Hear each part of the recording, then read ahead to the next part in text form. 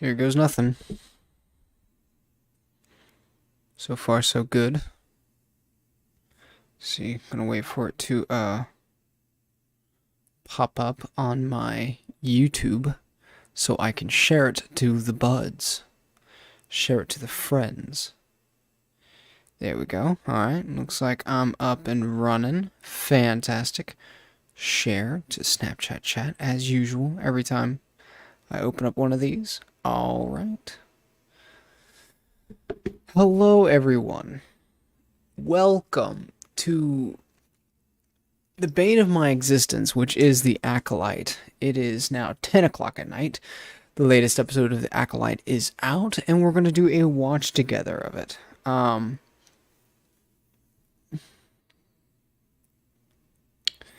So, if you're following along, essentially, when I, get your Disney Plus set up, I want to talk a little bit about the Acolyte first, my thoughts, my feelings of what's coming, and what we've seen so far, and then I'll say 3, 2, 1, go. We'll watch it at the same time, and then we'll go from there and react to it as we go, and then finish out. But before that, I think this is a twist off, so I'm gonna go pop this brewski open. I'll be right back.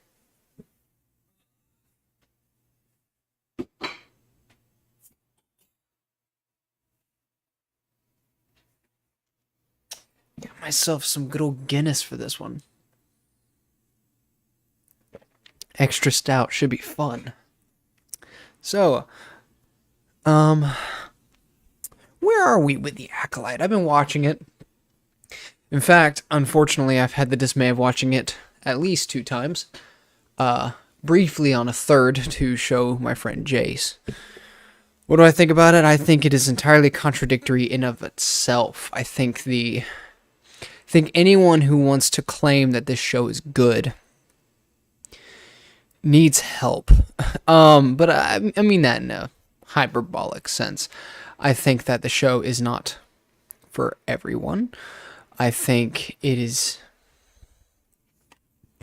has a litany of problems. You'd have to be blind not to see it. It's been all over the internet as like the laughing stock of film and media. This thing is bothering me. I want to get that away for a second. Okay. So, right off the bat, the show contradicts itself in a couple of different ways, saying that there is no way to kill a Jedi other like steel and lasers are no match for them, yet they are defeated by that 25 minutes prior to the Sith saying that. I want to say it's a Sith because red lightsaber, spooky demeanor, everybody can kind of think it's a Sith. I think saying that he or she is not, I think is a little copy, in my opinion. My opinion, could be wrong. But the way I look at it, when Qui-Gon Jinn fights Darth Maul in Phantom Menace, what happens?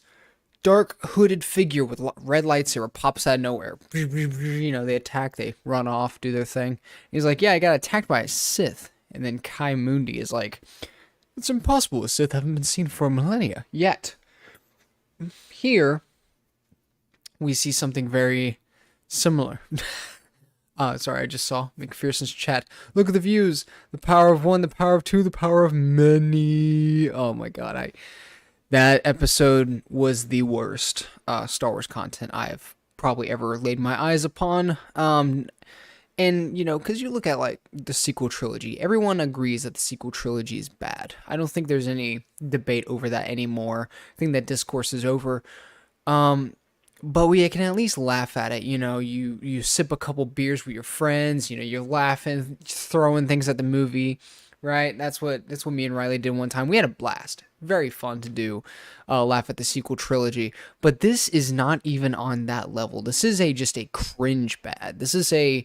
I feel bad for the people who were a part of this. I feel bad for the guy that plays Soul, the Korean actor. I think he's Korean, who is in Squid Game. Yeah, he feel bad for him because I feel like this is gonna put a bad mark on his career. It's like, oh, you were an Acolyte. That was rough, right? Not to mention that each episode, get this, each episode of the Acolyte is worth at least 2 Godzilla minus 1 movies. That's right. Godzilla minus 1 had a $12 million budget. This show, on average, is about $23-24 million. At least. So, the fact that Godzilla minus 1 is it was probably one of the best films of 2023, because I think it came out in late 2023. One of the best movies of 2023, and it was on a $12 million budget. Shocking, right? It just goes to show how much bloat there is, and because you could say, oh well, it's because we pay our actors and this and that very well, everybody's well paid. It's like, yeah, but compare that to also the quality, the passion, and there was drive for Godzilla minus 1 versus something like this in the Acolyte. Same thing goes for Andor. I'm an Andor simp. It is what it is. Great show. I need to watch it again, man. For season 2. I'm super hyped about it. But I digress. This show's budget and quality are not comparable in the slightest. It's $180 million for 8 episodes, 7 or 8 episodes of content. And the content that we see in this is like 30 minutes long, and they're not even good. I've seen SpongeBob episodes that are more well written than this show. And I feel like that's an insult to SpongeBob, because SpongeBob is really good. So let me bring up real quick, actually. Let me bring up my docs page. I wrote a docs page going over my notes for the previous episodes. Here we are. Oh god, that's bright. There we go. So, oh yes, one of my favorite things that I hated from the first 2 episodes was when she would do her attack me with all your strength. It's like, God, this is somebody watched too much anime and think that they're a shinobi. Also, you're a really bad assassin if the first thing you do is just walk up to your target and address yourself in combat. That's not an assassin. Okay? That's a fighter. That's a challenger. Right? See, you got to pay them so much because even the actresses know it sucks. Yeah, facts. That and Andor equals Space AK. Yes, the Space AK. That is my one pet peeve. It's a nitpick. It's a nitpick about Andor. The fact that it's just an AK-47. When I saw that in the trailer, I'm like, oh god, it's just a Space AK. This is gonna be bad. And then I watched it. It was really good. Oh, what's up, Jace? You're in here too? Y'all guys ready to watch episode 5 of The Acolyte with me? I'm pretty sure it's going to be the battle. I'll give you a sneak peek. I'll show you the cover real quick. Let me add a quick window. So I'll show you Disney Plus, or will it not pop up here? There. See, look, this is episode 5. And it looks like we're going to be seeing some fighting. So, because I don't remember this shot being in it before. And this is probably supposed to be an up-to-date, like current episode wallpaper, right? So I got a feeling we're going to be actually watching the whole fight play out. Now, I don't think they're going to reveal the Smilo Rin just yet. I think we're just going to get a bunch of red shirts are going to die. Nameless Jedi. I think those beetles that we saw are going to come into play. The ones that were attracted to the light of the lightsabers. I think those will come into play. And I doubt we're going to get if there's any conflict that happens in the show within the characters, I think it's going to be open close, just like it always has been.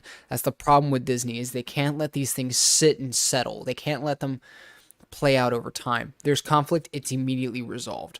There's, 2 interests, they're resolved immediately. From Soul, where he's like, I watched May die.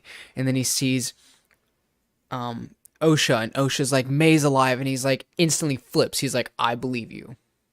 Totally flips, right? The scene when she's over there on like looking over Torben with the vial of poison in her hand. Everyone sees her. Let me explain, this isn't what it looks like. And then immediately afterwards, well, maybe not immediately, he took his damn time, Yord comes in afterwards and resolves the conflict. It's like, you could have this stuff building, but unfortunately it's not the case. See, I'm not watching, I feel like, if you don't feel like being mad, I guess. See, but I'm willing to listen to you with it, alright? I won't be talking too much to it because I want to be trying to listen in. and I'm going to try and not pause. If it's something completely heinous, I'm going to pause it. And I'm going to be like, hold on, we need to take a stop. And then I will tell y'all guys the second I'm on, and then we'll go from there. So Jace and McPherson, y'all guys know how I feel about this show. I've talked about it a good couple of times. Episode 2 was kind of bad. I feel like that's going crazy. I feel like this show is going to be a lot of the Jedi aren't good, but I think those revelations are going to come in episode 6. I think 6 is going to be the May side of the story. It's going to be another backstory episode, and it's going to be May, which is funny, in my opinion, because for a show that has 8 episodes, 25 to 30 minutes each episode, we're going to have 2 backstory episodes that are the same events, essentially, that we were already told about within the first 10 minutes of the show. Oh yeah, I totally love Acolyte, Jace. It's my favorite. It's, it really, it bubbles me up inside. It's the reason why I drink. I don't, everyone's like, your life was so great. You didn't experience any trauma. No, I experienced the Acolyte. That's traumatizing. That's my trauma. I drink to forget it. But, so show bad. Disney show bad. Are you guys excited for Arcane Season 2? That's coming out. I'm really looking forward to that. I'm probably going to rewatch Arcane in preparation for it. I'm watching House of the Dragon. I finished Season 1 and I'm on Season 2. I'm caught up. That show is really good. Jesus fucking Christ, the cat's going nuts. Are you good? Anyway. The show's making me wonder. Yeah, you shouldn't, though. Don't do it. I like how both my sober boys are here to experience Acolyte with me. Both my sober boys. Don't do it. Don't drink. Don't let this show be the thing that breaks you. It broke me. Don't let it break you. But then again, I wasn't trying to be sober, so. But it's one beer for me. It'll be all right. Regardless of all that, I'm super excited for, what was I talking about? Arcane. A lot of A's going on right now. We got Acolyte, Arcane, Andor, House of the Dragon kind of throws a kink in all of it, but still, House of the Dragon was really good. And then what's coming out after that? Rings of Power Season 2, yeah! Right after Acolyte drops, I think Rings of Power Season 2 is on its way. Y'all know I'm going to be here for that. See, yo, I got an insider leak on the rest of the season. Oh, do tell. Do tell. But, well, hold on. I want to try and, my guess, so if the writers are terrible, I want to guess that the Sith is actually discount Ezra Miller, because it's too obvious. One would think, oh no, discount Ezra Miller is a red herring. Yeah, that's a Guinness Extra Stout. Yeah, it is. But I think it's going to be him, because a smart writer would probably make that give little hints. Don't give it all away, Don't spoil me, gosh. But I think it's going to be him, because otherwise it would be a red herring, and I feel like that's too smart for these writers, because everything is so obvious. I mean, what really threw me off in the first episode was when he just gave all of the exposition of the backstory, where it's like, your family was, he had the Jack backstory, my old D&D character. It's like, your family died in a fire. Your mothers, your coven, everyone died, including, your sister. It's like, okay, this could have been told in a better way, either with its own episode, which we got already. Think of how this whole show could relate to Palpatine's grand plan. Oh God. Oh no. I had a theory, a film theory, that because of I should, you know, I should have said this before you commented that because it would have made me seem so much smarter. I had a theory that because this is how this shows Immaculate Conception, all I'm gonna say is the best episode so far. I hope so. I hope it's a lot of like good stuff. I like good episodes, but um, I had a theory that this is basically the proof of concept that yes, we can create kids in with the Force, and so Palpatine was going to figure out about the Coven and then use that to create Anakin. It's a theory, it's a long shot, but that's my thought. Let's see, they say it's the best episode so far. I don't know if y'all are being sarcastic or not. I love how they were all dead, but we didn't see any burns or debris on any of them. Yeah, no. Um, yeah. Uh, that is a good question. The only other person I think it could be, the Sith, would be the Horn Lady. I can't remember her name. Jackie? No, that's the Padawan. The Horned Mother, the Zabrak. I think that's the only other person I can think of. It's actually a good episode. Okay, well, good. Then we might be in for a good ride. You know, I sure hope so. Like that's the thing. A lot of my friends and family think that I'm a hater on the show or on everything I watch. It's like I'm not. I want the best for it. I just want good content. So if it's a good episode, hey, that's great. But let's see how long I've been going. Been going long enough. We can get started. So get your stuff set up. Again, for anybody that's watching, I'm not gonna show it or play the audio mainly because copyright problems. So what I'm going to do is I'm going to let y'all guys know when I'm playing it. That way you can pause it and start when I start and we can kind of watch it together and then talk about it afterwards. So I'm going to try and pause as little as possible, but if I do, I will let y'all guys know what second I'm on and then we could pick back up. So this episode is called Night. I'm guessing this is probably the one that cost a lot of money. And I'm expecting it to be hopefully a lot of fighting, because the choreography for this show hasn't been too bad. So let me get this set up and ready. Make sure nothing's playing through. That's not playing through my headphones. So I'm going to get the advertisement of Disney Plus out of the way. Make sure I can hear that. Okay, I can. All right, see, we're at 3405. Okay, you guys ready? Get setty. Make sure my captions are on. They are. So I like to read them. All right, 3, 2, 1, go. I want to watch the recap too. So, let's see. I assume it's going to be mostly fighting, and if that's the case, then hey, that'd be a pretty good episode. So,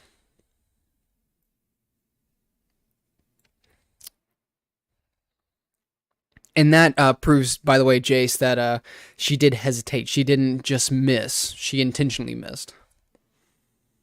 So, there's the bugs. Okay, so that's going to be relevant. I assume it's going to be something about all the lightsabers igniting. God, I'm cold. But it's too late. It's too late now. He is here. Smilo Ren, who, by the way, was levitating. So, I'm sure there's some sort of expanded universe lore about it, but at this point, why aren't they all flying? All right, here we go. Obligatory. Hey, remember all these faces from Star Wars? Okay, let's see what we got. Lucasfilm.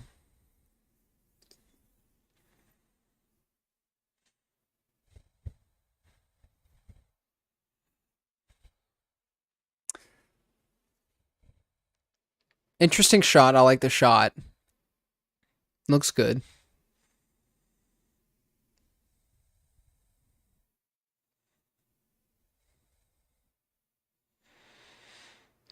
Pip. Oh, did she lose her little droid?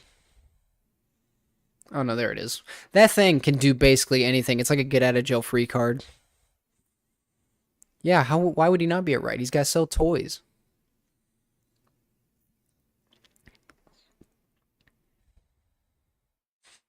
Oh yeah, they're fighting. I'm excited to see the choreography. What'd you trip on? Okay. Oh, there's one dead. Yep, there we go. Red shirt. I guess they ran off and it was a scattered battle, perhaps? God, I'm shivering. I'm cold. Okay, here we go. Is this guy actually going to be able to hold off all of them? Okay. It's alright so far. Another thing. Yeah, wait. Okay, so I guess that wasn't Plo Koon because he just got stabbed. Although with current Star Wars, I guess that doesn't mean anything. What's that, Beskar? Can he just block that shit? What the fuck? What? Why aren't their lightsabers working? Oh boy. Oh, okay. Okay. Maybe they're proto sabers or something.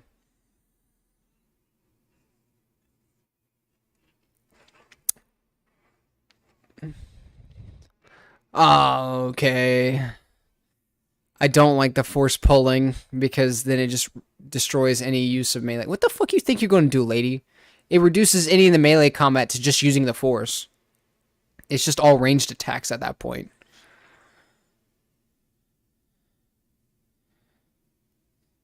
Yeah, what the hell do you think that was going to do?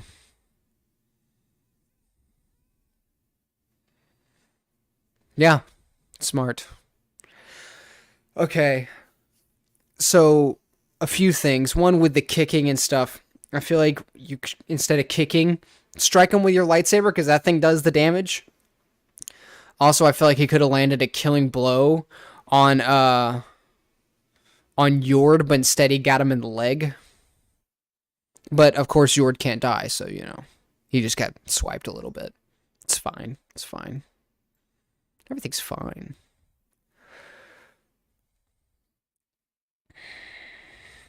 God, that's a tiny flashlight. Remember Luke and Dagobah when he had the big old flashlight? Oh shit, lightsaber throw. Is he gonna force it back?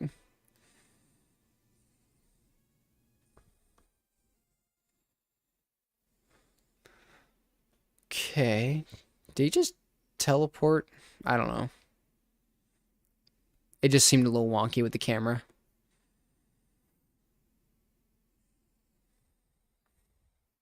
Okay, let's see how this choreography looks. Like I said, I reckon it's mostly gonna be fighting. Oh, is Jord walking?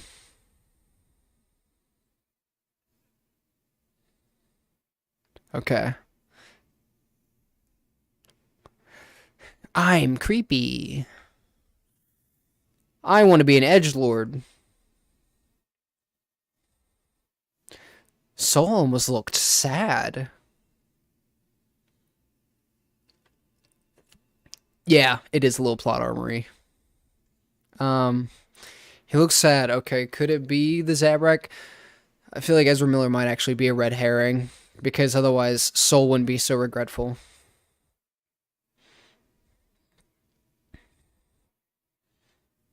Mm-hmm. I like that. I don't want to have to restrain you, but I will.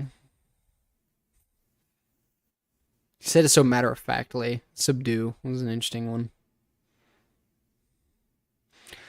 Interesting. Okay.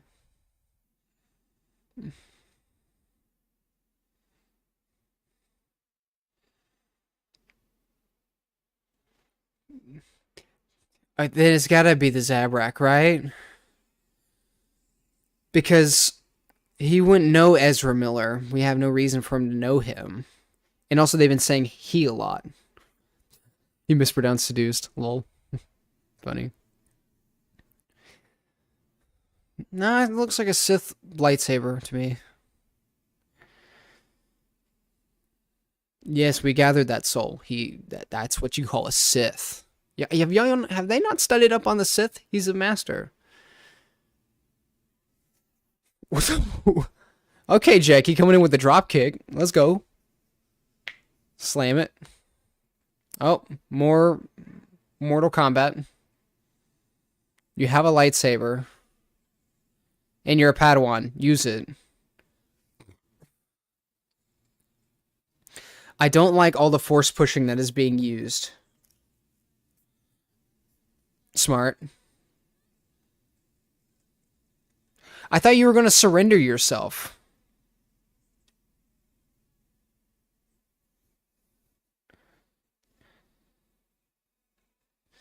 It wasn't, I didn't actually do it. I didn't set all the stone on fire.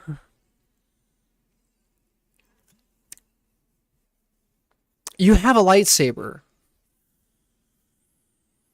Oh boy. Okay. Okay. You know how you could block all these attacks? With a lightsaber. If you want to subdue her, force her into a wall with a lightsaber.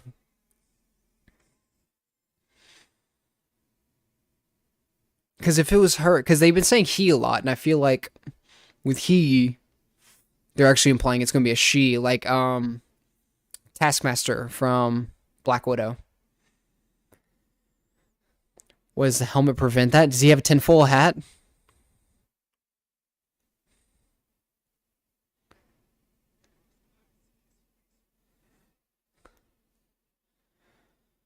He doesn't deserve to be in here. Let's see. No, were y'all getting stoned from it? It looked like a paper book. No, it was a paper book. I'm talking about the stone building. The building caught on fire. The building spread. Like the fire spread in the building. The stone building. It wasn't a stone book, McPherson.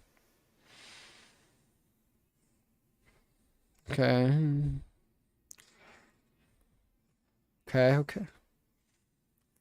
Some of that was alright, but again, kicking instead of stabbing.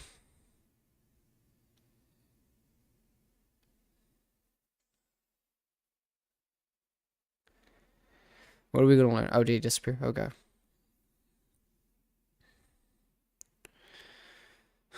Where are the Beatles?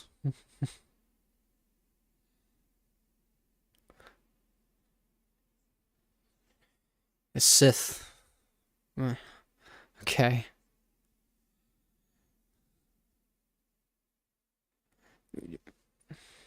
Well, I mean, okay. Unpredictability should be anticipated.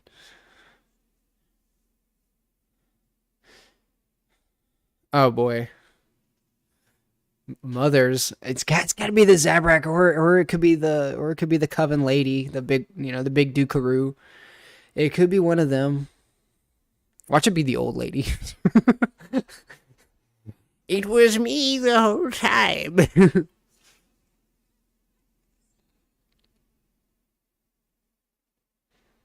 You're not gonna kill you. I thought you were supposed to be surrendering. Why are you flip flopping so much? No, it's like, you know what? Instead of surrendering to the Jedi like I planned to, oh, thank Christ. But of course, I had to be the Padawan. She's the most competent, but it's because they want her to be. Could have been a carbon building. Oh, McPherson, stop coping. Chill. Peak bog farming is just the deposits of carbon, which... McPherson, stop coping. A stone building caught fire. Stone and steel. Bro.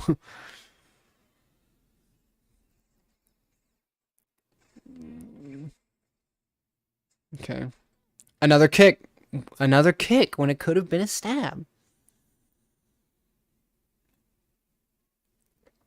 Instead of, like, when you got them in the bind, that's when you could kick because you're already in the bind. But when he's out of the bind, he needs to be kicking.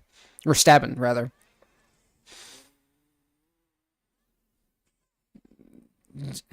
What the fuck? How is he doing that shit? Oh, you got two. Oh, straight up Ahsoka. How is he deactivating the lightsabers? Is he, like, fucking with the Kyber crystal, I guess? That's the only thing I can think of. And of course, May's able to get herself out of the situation because of fighting. Okay, but you got two lightsabers now. They're both facing front. That's good.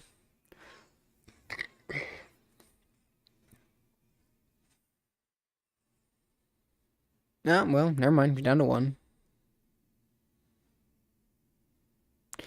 Why is he not killing them? Are you trying? Is it because he's trying to teach them a lesson? Does it hurt? This is discount Kylo Ren. That's discount Darth Vader. It's it's clearance at this point.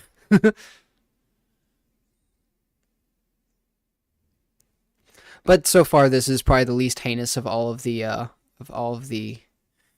episodes. I will say that. But there are a few mistakes I think they're making. Not as many writing errors, because not a lot's being said. It's an action episode, but turn it off, bro. Okay, thank you. Jesus Christ. And then you need to move from your position because that's where the light previously was.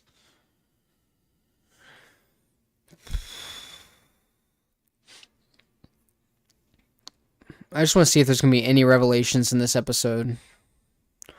The fuck was that? Yeah. No.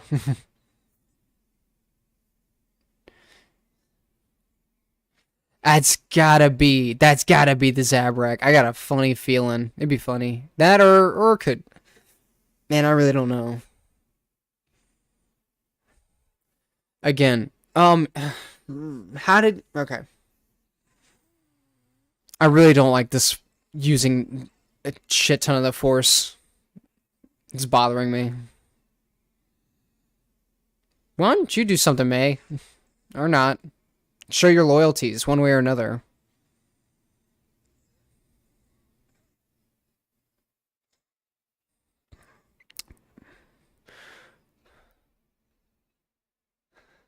I know we don't have to hate everything, McPherson, but there's nothing written in it. They need to set these things up. What do they show? They show a stone building. They didn't say anything about a carbon building. This is not Scotland. This is a whole nother planet. If they in the first episode they had a forest burning and then they decided to use a building instead. These writers don't know what they're doing. You're giving them too much credit. I understand that there is a hype. There is a turn off the light. Okay, I understand there's a small possibility that that could be a thing, but it is hyper minute. And I think you're doing more. You're putting in more effort than the writers did, and you don't. And you deserve better.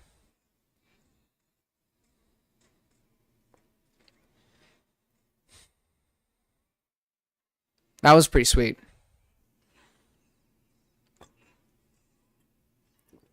Okay, that's very telegraphed. Oh, did it come off?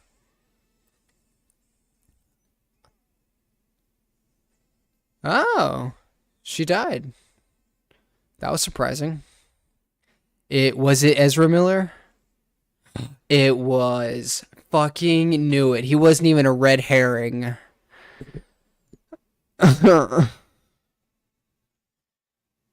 It's that bad, bro. Oh god. Poor Jackie. Its name, bro. We using pronouns again? You didn't ask first before you stabbed her.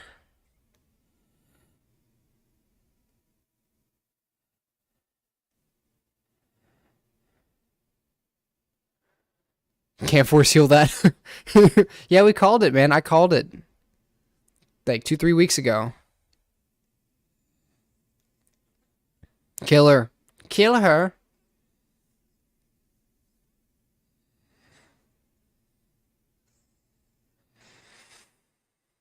Oh boy.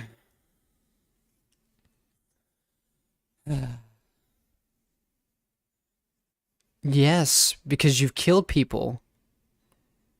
Oh, fuck off with the whole not very Jedi shit. They didn't even make him a red herring. It's literally who everyone thought it was. They didn't even set it up with the. Oh my god.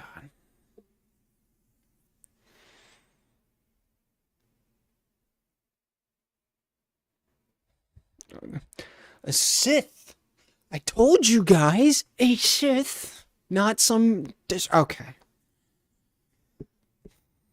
Oh my god.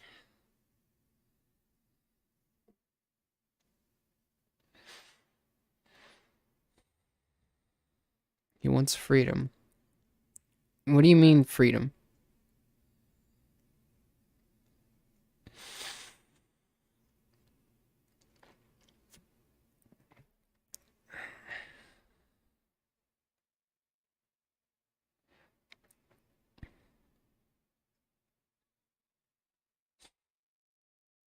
It's not a deal.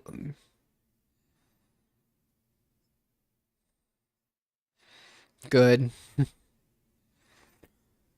He's pretty swell though. Gotta hand it to him. Wonder if it's CG'd. No kidding. Yeah, it's because you're a bad person.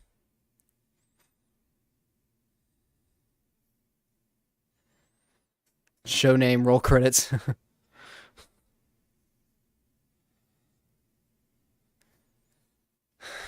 Ah.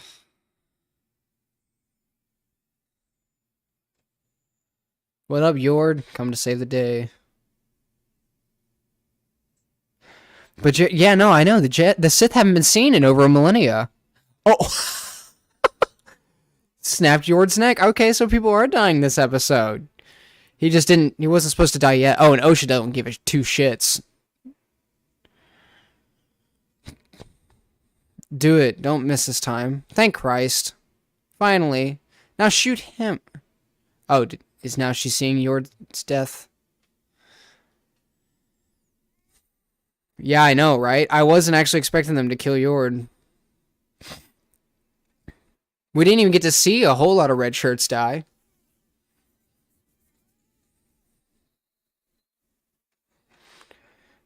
What happened to their lightsabers? Did they bust? They both bust? Dude, Soul's going Liu Kang on this guy. He just needs to do the bicycle kick. Oh, you had your lightsaber?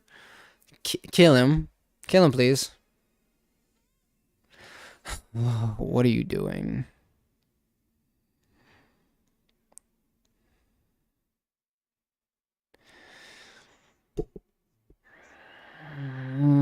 Okay.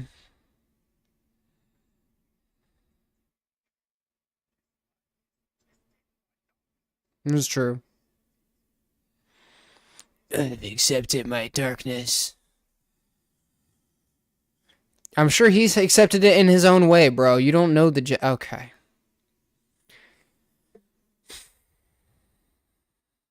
It's track to the light.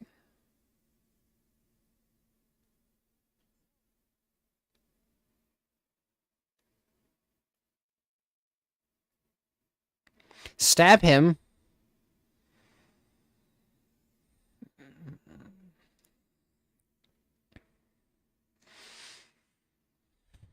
Okay. Oh, you're so cool. She's like, I'm no Jedi.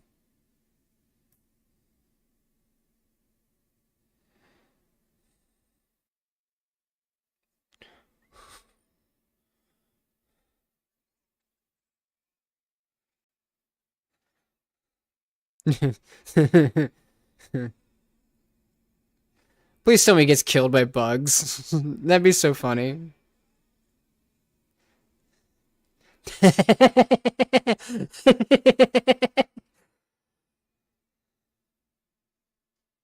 So she sacrificed Pip but he was armed.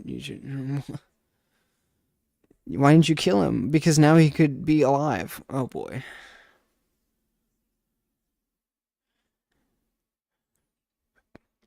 Because I destroyed your shit.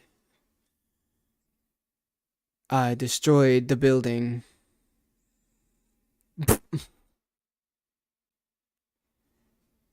He's frozen. Are the sisters gonna have to fight? No, because they're twins. It's the same actress. I don't know how you'd have that work.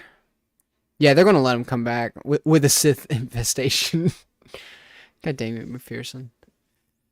Okay. Are we gonna learn anything? This has been a long time. What are y'all guys gonna say to each other? You're a psychopath, May. Literally caused all these Jedi to die. Imagine he trains the bugs next episode to kill the bugs. It's the things that they said. What have you done? He trains the Jedi to kill the bugs.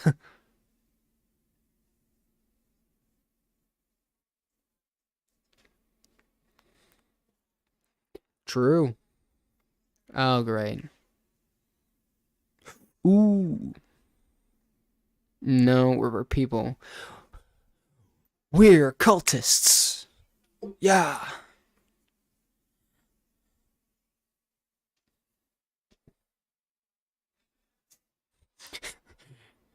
No, I didn't start the fire. I didn't start the fire. They lied to you. You've turned her against me. I can help you see the light. All my actions clearly state I am the sane one. You're not yourself, no matter what you say. Are they going to actually have brainwashed her and that's why she thought the Jedi were good all along? Oh, that's going to be so stupid. Oh, God. Is it going to be that first episode is all from Osha's perspective and that it's all wrong because she was brainwashed into thinking that they were good? That's going to be so fucking stupid. Oh, man. This... Oh, my God.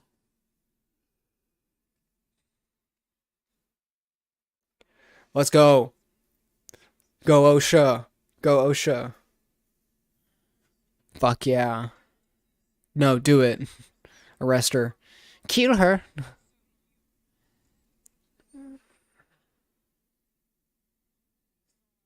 Oh, they are fighting, but they have to cut away each time. What do you mean? No, the Jedi have a purpose.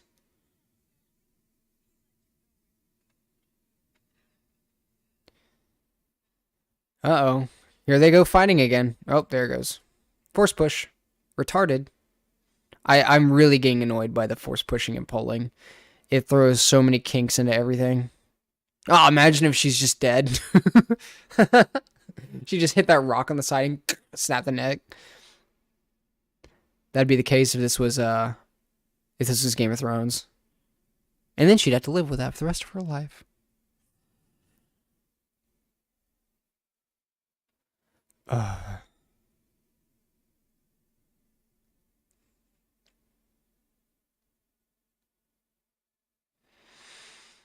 May, you're a psychopath. Are you going to cut your hair? Oh, so dramatic.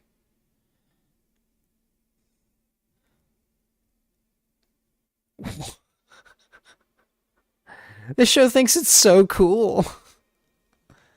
And it just flows perfectly. Oh, God. And he's fine. Because of course he would be. Pip died for nothing, guys. Hashtag never forget. Press F in the chat. Pay your respects.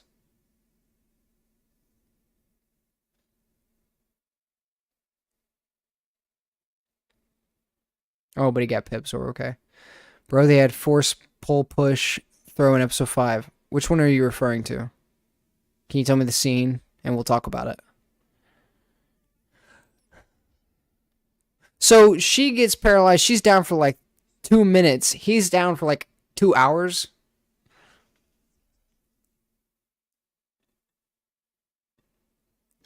She's faking it. That's not actually Osha.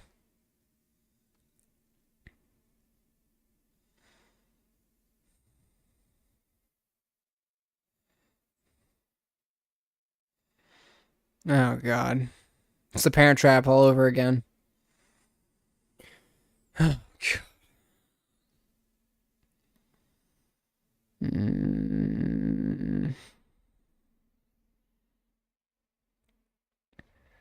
Yeah, McPherson, tell me what you're talking about with the forceful push. Because if you're talking about items are different from Physical people. Darth Vader v. Luke. Vader just throws stuff at Luke. No, I'm not talking about that. I'm talking about physical people. I don't know how the Master does not sense this, right? If that's the twin, which would make sense, Soul should be able to understand that and recognize that as the twin. See, she's even acting different. Even a normal person can understand this. Oh, and he knows because that's May.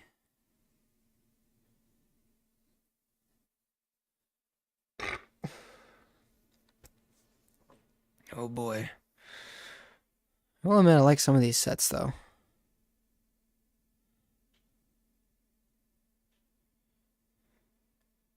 Yeah, no, that makes perfect sense. Like, why would the Master not sense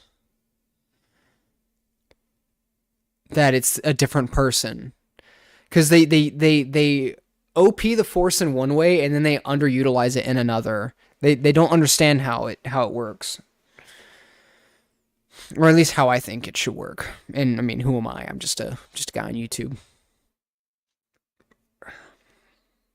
Yep. Is it because they're twins and they're one? But what about the head thing, right? Wouldn't that identify them as different?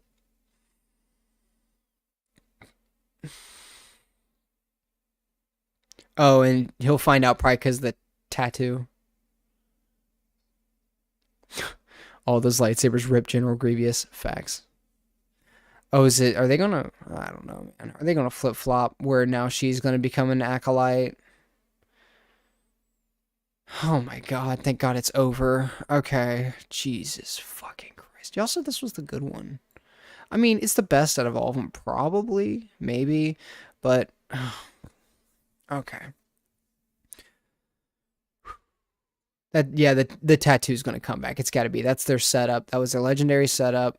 You know, no one saw it coming. This fucking shot, bro.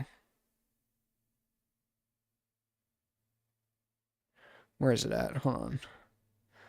Let me pull that up. First and foremost. Oh wait, that's right. I can't do it because it's not incognito. Shit. Yeah, it is. It is the best out of all of them because it was mostly fighting, but the stuff every time they talk, there's problems.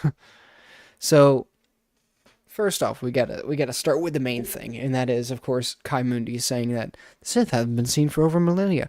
My guess is that the reason why they brought him into the show, which is canon, is to cover it up. He's lying in Phantom Menace. That's the only way that they're going to make this work, because obviously they're going with that the Jedi are bad, and that Kai Mundi is corrupt and lame, and he's lying in episode 1. Sorry, yeah, Phantom Menace. But my whole problem. See if I can bring up an incognito tab and get that rolling to see if I can show you guys some of this stuff. I think it's incognito mode. Sometimes it works on Firefox too. If I pull it up on Firefox, usually that works as well. Let me see if I can get that rolling real quick. One of these ought to work, right? Let's see, Disney Plus. In fact, I think it's already signed in on Firefox. I just need to switch the window over. Yeah, let's try that. And I'll probably just do images, still images. Oh, god dang it, I have to log in. Fuck a duck. Beep, boop, boop, beep, boop. Let's try incognito mode first. See if it will remember my login, hopefully. But they went with all of the boring stuff. The fights were neat. I liked some of that.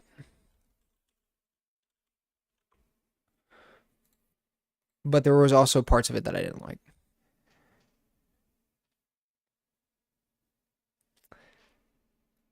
Alright, sorry guys, I think I lost Wi-Fi for a second there, but I think we're good now. YouTube is not receiving. Yeah, sorry. There was a little blip there. Negotiations were short. Yes, they were. See if I can get this working. Oh, that's off. Yeah, sorry. I think my Wi-Fi blipped it. It does that where it will go out occasionally. Window. It doesn't work on incognito. Fuck. All right. Let's try Firefox then. Still good, right? I think we're still good. Let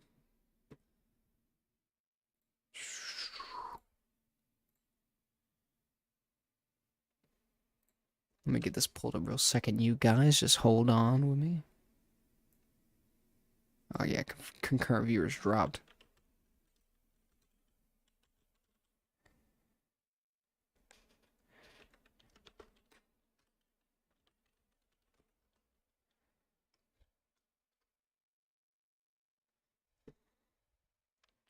So the life of the alien Padawan, but not as short as the younglings. Yeah, I know. It's a shame that she passed. She obviously was supposed to be the quote unquote competent one. Sad to see Yord go too, you know. I feel like he was just kind of kicked on. You know, in his time, I feel like they just, you know, made fun of him for some bits, and then he dies. And that was the end of it. Unfortunate. My Wi-Fi's getting all whack. What are you doing? All right, let's see if this works. Bring this up, Disney. Oh, still nothing? Oh, I guess they did block it on Firefox. Crap. Oh, well. Darn. So, y'all guys are stuck without any pictures, unfortunately. But what did we learn? We learned who the Sith was. And we learned that he is, in fact, a Sith. Which everybody was trying to say beforehand. Oh, you know, it could be just a sect. No, it is actually the Sith. He literally calls himself a Sith in the most cringe way possible. I'm probably gonna wrap this up soon because my internet's doing fuck all right now. I mean, it seemed to be going fine throughout the whole stream, and now it's like over 1,000 dropped frames. I don't know what the fuck is happening, which sucks, but it is what it is. Anyway, so it turns out it is who everyone thought it was, who I even called it, and I normally make bad calls. I'm normally wrong, but no, that's not the case. Many times where they could have killed him, but they chose not to. The bug thing was stupid. The switch is stupid, where they switch the characters. The way May is talking to her makes it seem like what's probably going to happen. Oh, I'm getting some new chats. Let's see if he mentions that my Wi-Fi was dropping out. See.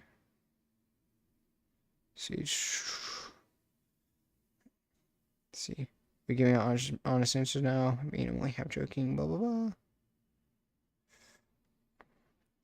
Oh, you guys talking on the group chat now. But anyway, I think what it is they maybe, because, you know, young minds are weak to the influences, because they're weak-minded, right?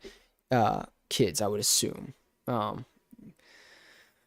Obi-Wan, Ben Kenobi says the Force has power on the weak-minded, something along those lines. A child's mind is very it can be influenced very easily, so I assume they did some sort of Jedi mind trick and made her think that see, what are you doing? Aren't you streaming? Yes. See, Wi-Fi bugged out. I'm back on. See, 2 likes. Oh, I'm back up to 4 views. Hello, everyone. So, as I was saying, they're probably going to make episode 6, because you have to wrap this up, I think, in 2 episodes. I think it's going to be 7 episodes total. Next episode is probably going to be another backstory. I'm guessing it's going to be showing May's side of things. McPherson is the loyal acolyte. He was always here. He never left. And if y'all guys remember, there was a thing in episode 3 where they show or there's a rock that you hear, and then they go and check on the engines in the engine room, and they didn't see anybody. I assume that's probably the Jedi tinkering with stuff. We don't know where Ezra fits into all this. I guess he was on that planet, and we didn't know about it. He's been the missing link. I thought it would be somebody that we've seen, or somebody that had a connection to the past, but it turns out, I guess we just never saw him. Yeah. This is ridiculous. This episode. Oh, I think we're almost at an hour. Sweet. So watching this episode, from the beginning, started off okay. They were fighting. Coordination was interesting. A couple miss here and there. No, his name isn't actually Ezra. If you look up Ezra Miller, he's an actor, kind of crazy, kind of a crazy person. Played the Flash in Justice League and the Flash movie with Michael Keaton. Very wacko guy, not cool. And so he kind of looks like an Asian Ezra Miller, and so that's just what I've been calling him to make fun of him. But no, I don't know what his name actually is. Let's see. So the other thing that upset me was we didn't really get to see any of the Wookiee. He just... Yes, one beer this whole hour. Guinness is very stout. It's very thick, so I drink it in small sips. Jace, why don't you just comment on the video, bro? I can read it there faster. Let's see. Yord gets yeeted again. Oh, the thing I really wanted to bring up was see, that's how bad this is. I would have believed that. Yeah. What gets me is the Force pushing and pulling. They did this in Ahsoka, and I put it in my review. There's a huge problem when you force, pull, and push people. I believe it is Star Wars Jedi Academy, or it was its sequel. It came out in the early 2000s. You had the ability to fight other Star Wars. I'm very thick, thank you. You had the ability to fight other Jedi and Sith, right? But one thing you couldn't do is use the Force on them. They would counteract it. And so kind of a unspoken rule that's been in the movies, or at least as far as I'm aware, is that you can't use the Force on another Force user because they can counter it. And it nulls out. The only... Jedi Knight. Okay, yes, thank you. And the only time I've seen an exception to that is with episode 3 when Obi-Wan and Anakin both try to force push each other and they both get knocked backwards. It's the only exception. Again, my hot take on the prequels, y'all guys should know, is that I love those movies. They're near and dear to my heart, very much so. I don't think they're well written, and I think they have plenty of problems. That is possibly one of them, mostly because of games like Jedi Knight. You understand this as a mechanic in the fighting games. It's like, if you're able to use the Force on another Force user, then at that point, lightsabers are null. It's gonna be Gandalf. It's more fun this way. Fuck off, Jace. Now I have to read 2 chats. Let me just prop y'all guys up on my screen. There we go. Then y'all guys, it just ends up being the fight between Gandalf and Saruman. Like, just rah, rah, rah, throwing them back and forth against each other with telekinesis, right? That's all it becomes. It's just ranged combat. It's basic tactics. Why would you fight somebody with a lightsaber if you can just force push them away or into a building or into this or that? Or force pull them into your lightsaber, right? It ruins that dynamic of like, okay, the only way we can solve this is with melee combat. The Force is meant to be a soft magic system, but they keep like making it more and more and more powerful to the point where lightsabers don't have the pull like they used to. I love this take. Is it about my prequels? Yeah, I love, I think he's talking about the prequels. I love the prequels so much, but they are not the best. Or whatever it is. Let's see. Yeah, tell me which take it was, and I'll talk more about it if you want. Let's see. See, it'd be like in D&D if you just spent all your spell slots on countering the counter to the counter you previously countered that counter spell. Yeah, that's all it becomes. It just becomes counters and counters, you know. It's it's like it's a legit anime power creep, okay? When Star Wars started out, the first three movies, what could you do? You could do mind tricks, light telekinesis, like, you know, Vader was strong as shit and he was moving things that were like yay big, you know, over at Luke. See, now I was talking about the Force. Oh yes, yes, yes. Uh, Force versus Force, like Gandalf and Saruman. Yeah, the Force is suffering from power creep because now all you're going to have is you're going to have a big telekinesis battle. You know, you just have Obi-Wan pushing Anakin into the lava, or you know, Obi-Wan pushing. I mean, he probably could have pushed General Grievous. I think he tried that actually. Uh, that's all it becomes. So Master Yoda, you know, I mean, Lord knows what he could do to Palpatine. Probably just he'd have him spinning around like Gandalf on the floor, and just send him up into the sky. Uh, but that's the problem that you would have with the Force having power creep. It's got that anime power creep. It started out with just light telekinesis, small mind tricks like a distraction or no, you know, like persuasion, you know, that sort of thing. Lifting up small rocks as, you know, a student, you maybe can lift up a small rock. To now in the Obi-Wan Kenobi show, he's like lifting up giant boulders, you know. You got Darth Vader ripping ships fucking apart, stopping ships in midair, you know. It's like, if you could do that, why didn't you do that when the Falcon was taking off in episode 5? You know, it shows if they have all of this power, why don't they use it in the previous films? It breaks it. It breaks the continuity, and thus it dulls some of the things that happened in the previous films. You know, you set a standard, and the standard's getting broken. Star Killer for the win. Okay, look, Star Killer. There is a rule of cool. I understand that. Star Killer is powerful, but also Star Killer is not canon. You can do, in my opinion, with the Star Wars games and extended lore, do whatever the hell you want. But in the canon, I feel like the canon needs to have rules. You know, like the Lord of the Rings. The Lord of the Rings, they had a Bible. You know, that was the Tolkien books. They had set rules that they had to go by.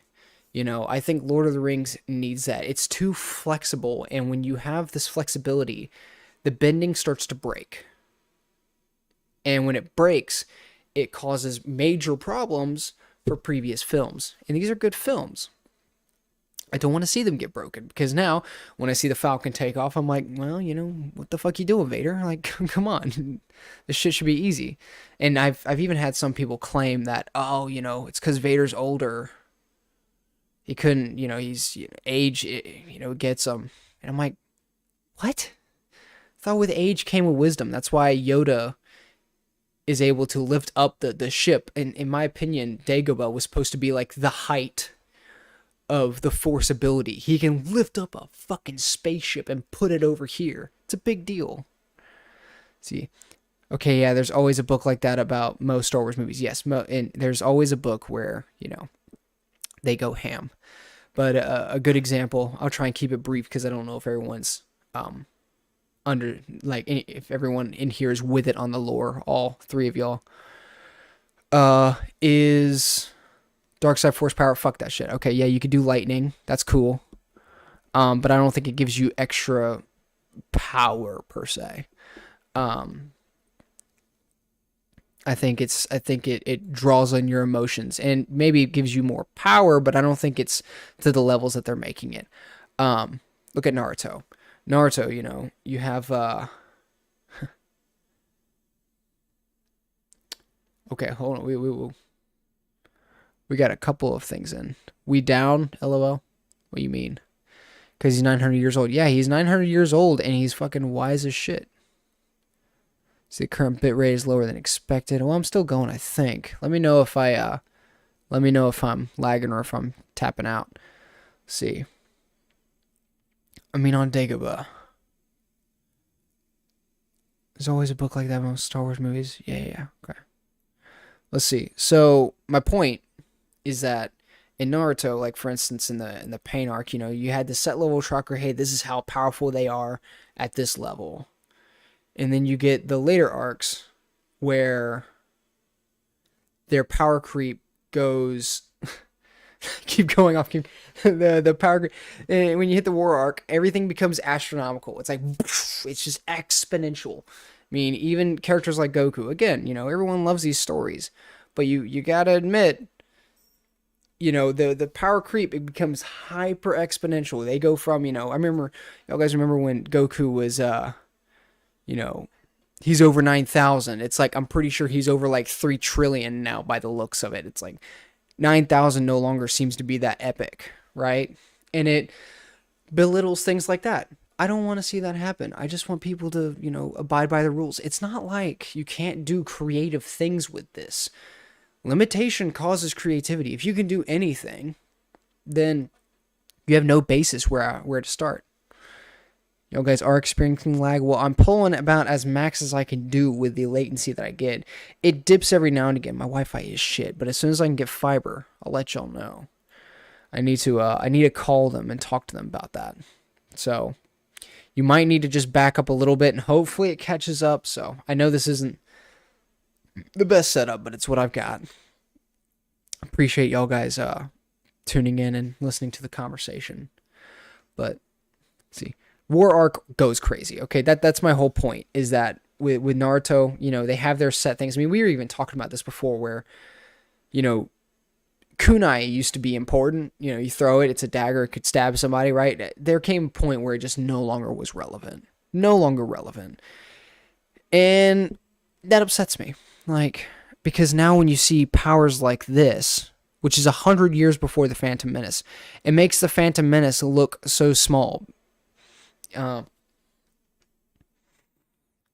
Speaking of the Phantom Menace, that actually is kind of a thing that was it Darth Maul does with Obi-Wan, is he force pushes him a little bit off the cliff. It's like, yeah, and he does it off the cuff, like, you know, spins around, shoots him, and he flies off the cuff, right? My thing is if you can do that, why didn't you do that before? It's a powerful tool. Be careful of how you use it. I don't live and die by George Lucas. I think he's a great guy. I think he came up with a lot of good things, but yeah, everyone's flawed. Let's see, what philosophies in Star Wars do you carry with you into the real world? Interesting. So this is a bit in the meta. But for me, I was always a big fan of the Grey Jedi, because I think the prequels all let us understand that the Jedi were not perfect, but then again, you know, the Sith are also kind of evil. They're kind of fucked up too. So I like how I like Luke's philosophy on it, where in episode 5 he does kind of turn away from not turning away from the Jedi, but he's like, I know this is the rule set that y'all guys want me to do, and Yoda drops the hard line, and he's like, you want to sacrifice Han and Leia? And Yoda looks at him, he's like, fucking yeah, do it. The power of one, the power of two, the power of many. Yes, that is, I carry with that every day, the power of many. See, for me, it's your focus determines your reality. When you're calm at peace. Yes, dude. See, that's the kind of shit that Star Wars needs right now. They need that clarity that Yoda had. Nowadays, it's all platitudes. There was that episode prior. I think I wrote it in my docs. Let me pull that up real quick. I wrote down all of the things that he says because it bothered me. So yeah, tight yet subtle. Diminish your areas of vulnerability. Maximize your defenses without need to strike. It's like, stop being so fucking vague. Pick one. You know, pick a lane. Tell me what you want. Tell me what you really, really want. But yeah, your focus determines your reality. Like, when you're calm at peace. I took that. I actually, after watching a lot of Star Wars, I used to meditate a bit on that. And, you know, some people like meditating, some people don't. I haven't done it in a long time, but being passive, allows me to think more clearly. If I'm ever in a stressful situation, one of the things I do, and one of the things that Star Wars taught me, is to not be hyper reactive, but to take a second, analyze your situation, and then choose a good goal. Obi-Wan, I will do what I must. Yeah, McPherson, you're an absolutist for sure. But for me, it was always, you know, we all carry a darkness with us. We're all dirty, filthy sinners. You know, I'm Christian. I believe in that sort of thing. We all are flawed human beings, and I think you need to accept, like, for instance, what he was telling Soul. He's like, you need to accept that darkness, and you need to accept those flaws. And sometimes you need to use these sorts of things. Some, like, for instance, you can't always be passive, right? If you're passive, you don't do anything. Sometimes you have to be assertive. You know, one of the problems I have in life is I'm not very assertive. You know, sometimes I need to stand up for myself and not be a pushover, right? And that's not necessarily a hyper Jedi thing to do. Sometimes you need to put your foot down. Sometimes you need to be angry, right? Only a Sith deals in absolutes. Okay, fair. I mean, that's the whole thing about the line, though. That's the whole thing that makes me laugh about that line, is that he's like, only a Sith deals in absolutes. I will do what I must. And it's like, that sounds pretty absolute to me. See, did you notice through that Obi-Wan from episode 1 Qui-Gon? Did you notice, though, that Obi-Wan got that from episode 1 Qui-Gon? Got what? Need to be more specific. You guys are a little delayed for me. I'm sorry. Dude, this is nice. Actually being able to sit down and chat with y'all. This is fun. Right before I go back to work. This is good. It's nice to hang out with y'all guys. This is fun. But yeah. If you've seen any training stuff since the prequels, you know, like anything going forward after those, everything that they try to teach, it's like vague platitudes that you can't really disagree with. You know, there's no strict advice. I feel like most people would try and cope with that and be like, oh, but, you know, look at Ben Kenobi where he's like, stretch out with your feelings and this and that. But I think Yoda really turns that around. Or what you said, he's like, force determines your reality, you know, and he discusses their philosophy, like they believe that everything is connected, that sort of stuff, right? He talks about the details of the Force, and I think that would be important, especially in times like now where everything is so soft and so, or not soft, but everything is so overblown. We need to know what it is y'all guys are actually doing. How are they able to do the things that they do? How is it that Soul and these randos can force push people, or force pull them, and force freeze them? That's a big one. And it not happen with some of the most legendary characters in Star Wars lore. Darth Vader. And also, allegedly, some of the most powerful. Darth Vader, Yoda, Palpatine. They don't do these things. Why? Well, because they didn't think about it back in the day, of course. But now we have this exponential power creep where now they're trying to add in more and more shit. Force interrogations. I can understand maybe getting, if you're thinking in D&D terms, a couple pluses on you know, insight into someone's mind. Maybe you can understand a bit more where they're thinking. But to be able to straight up read somebody's mind, I think is a problem. See. I also really like Yoda saying that failure is the best teacher. The movie might suck, but it's a very good point. Oh, man. Dude, episode 5 is my favorite. See, I will do what I must, Obi-Wan. When they're on Coruscant, Obi-Wan says, paraphrase, if you'd only listen to the council, you would have your seat. Do it or not, there is no try is very vague. Do it or not, there is no try is not vague. I'll talk about that in a sec. Let me read what McPherson said. First things first, I think Empire Strikes Back is probably the strongest of the original trilogy. I think it's the most well written. I wouldn't put it so far down. Let's see, unless he said that in the prequels. But failure is the best teacher. That is absolutely true. Episode 8. Oh, is it? That's funny. Oh, that's funny. That movie does blow. You got me there.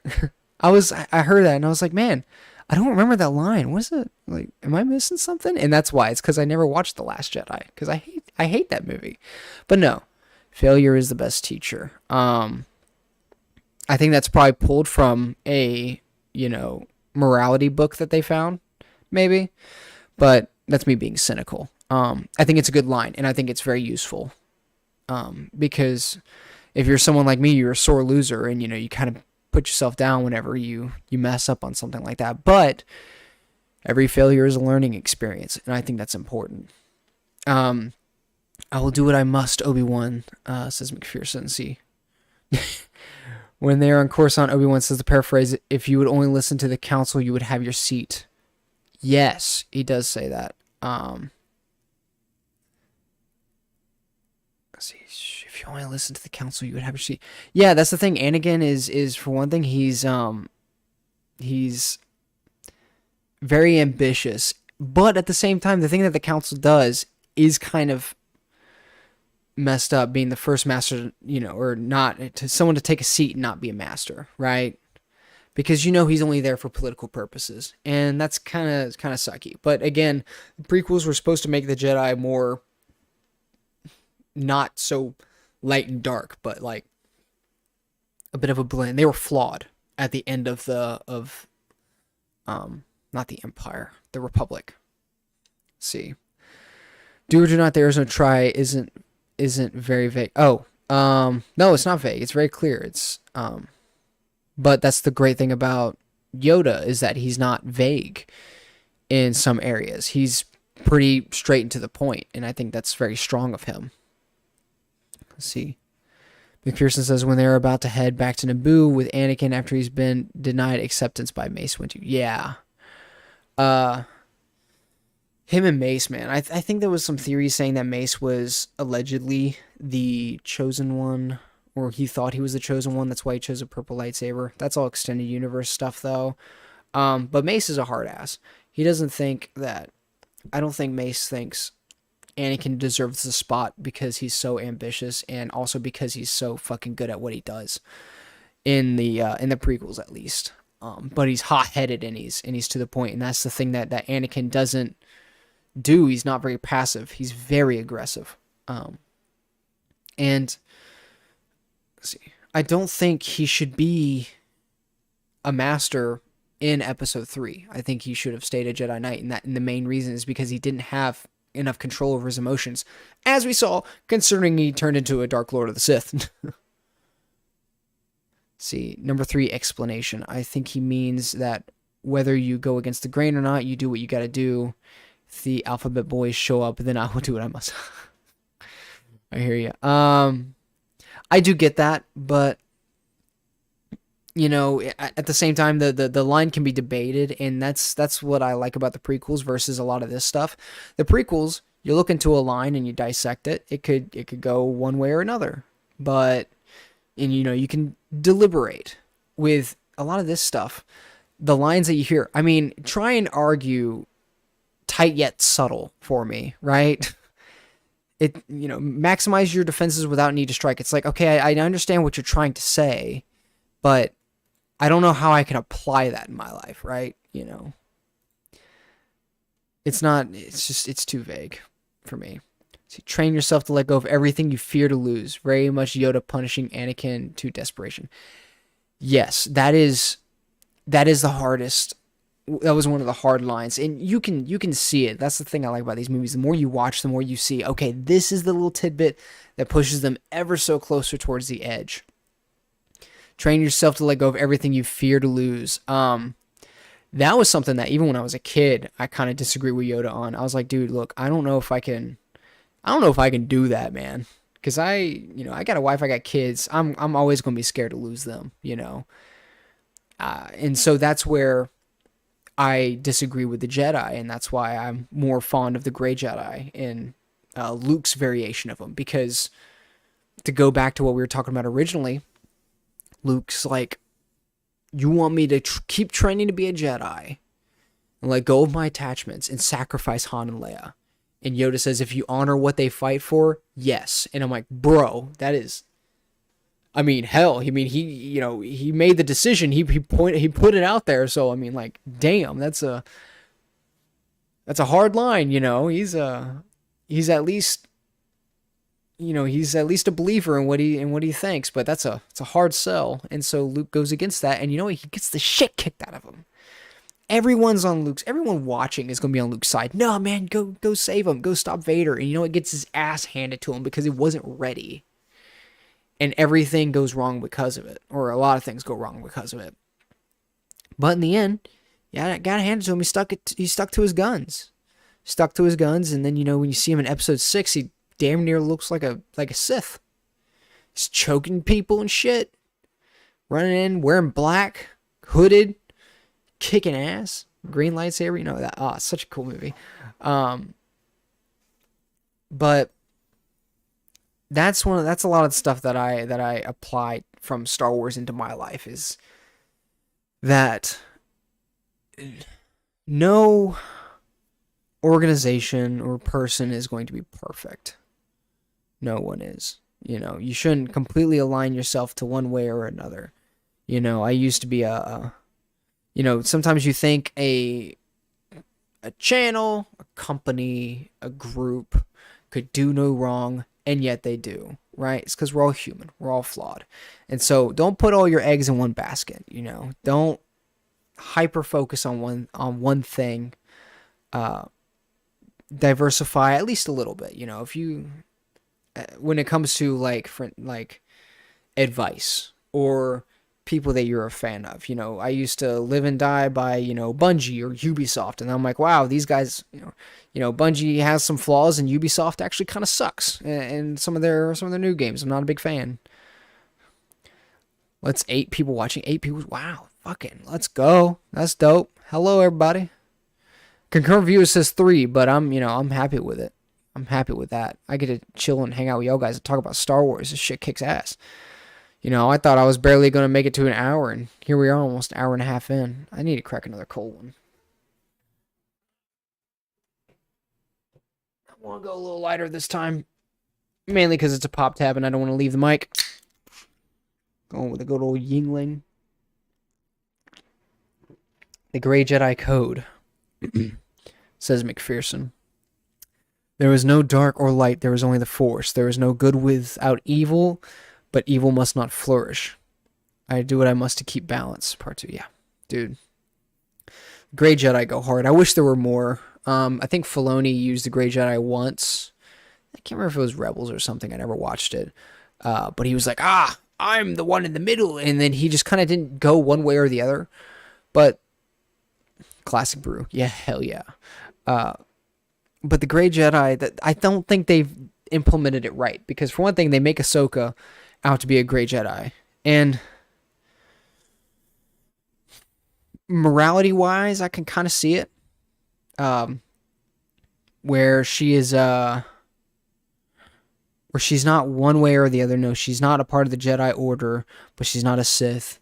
And she pursues at least what we would assume to be good, although she didn't destroy that object that led to Thrawn's escape. Just saying, I'm still a little salty about Ahsoka. That show fucking blows. McPherson says, there is no passion, or there is passion, yet peace.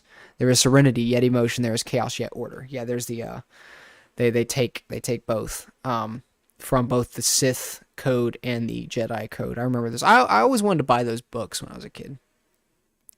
Ahsoka should be more pure light side than the Jedi. Ahsoka should be more pure light side than the Jedi, not more blurred. Yeah, I get that. But you also have to see when, they're doing Ahsoka the White. I think, now, I didn't grow up with Clone Wars, so I've only watched the Clone Wars show once. By the looks of it, she was, if I remember correctly, y'all guys will have to correct me, all the Clone Wars fans. She was upset that the Jedi didn't trust her, and she turned away from the Jedi, but she's not a Sith. And that kind of puts her in the middle. But she is very moral. She's morally good. Or lawful good, at least, is what I would probably put her as. Lawful, no, neutral good. Most disappointing show since Kenobi. Yes. Oh, dude, I can bitch about Kenobi till the fucking sun comes up, dude. Kenobi, I think, really did some problems. See, Ahsoka should have been accepted as innocent until proven guilty. Yes. True. Because, you know, and you would think Ahsoka would do good. You think it would be well written, right? Because that's Filoni's child, right? That's his creation, his passion project. He saved Ahsoka so many times, even from George Lucas's hands. You know, he pulled her out of death because he wanted to keep that character. And then when he makes the Ahsoka show, it completely flops because it is utter garbage. Like, what was it?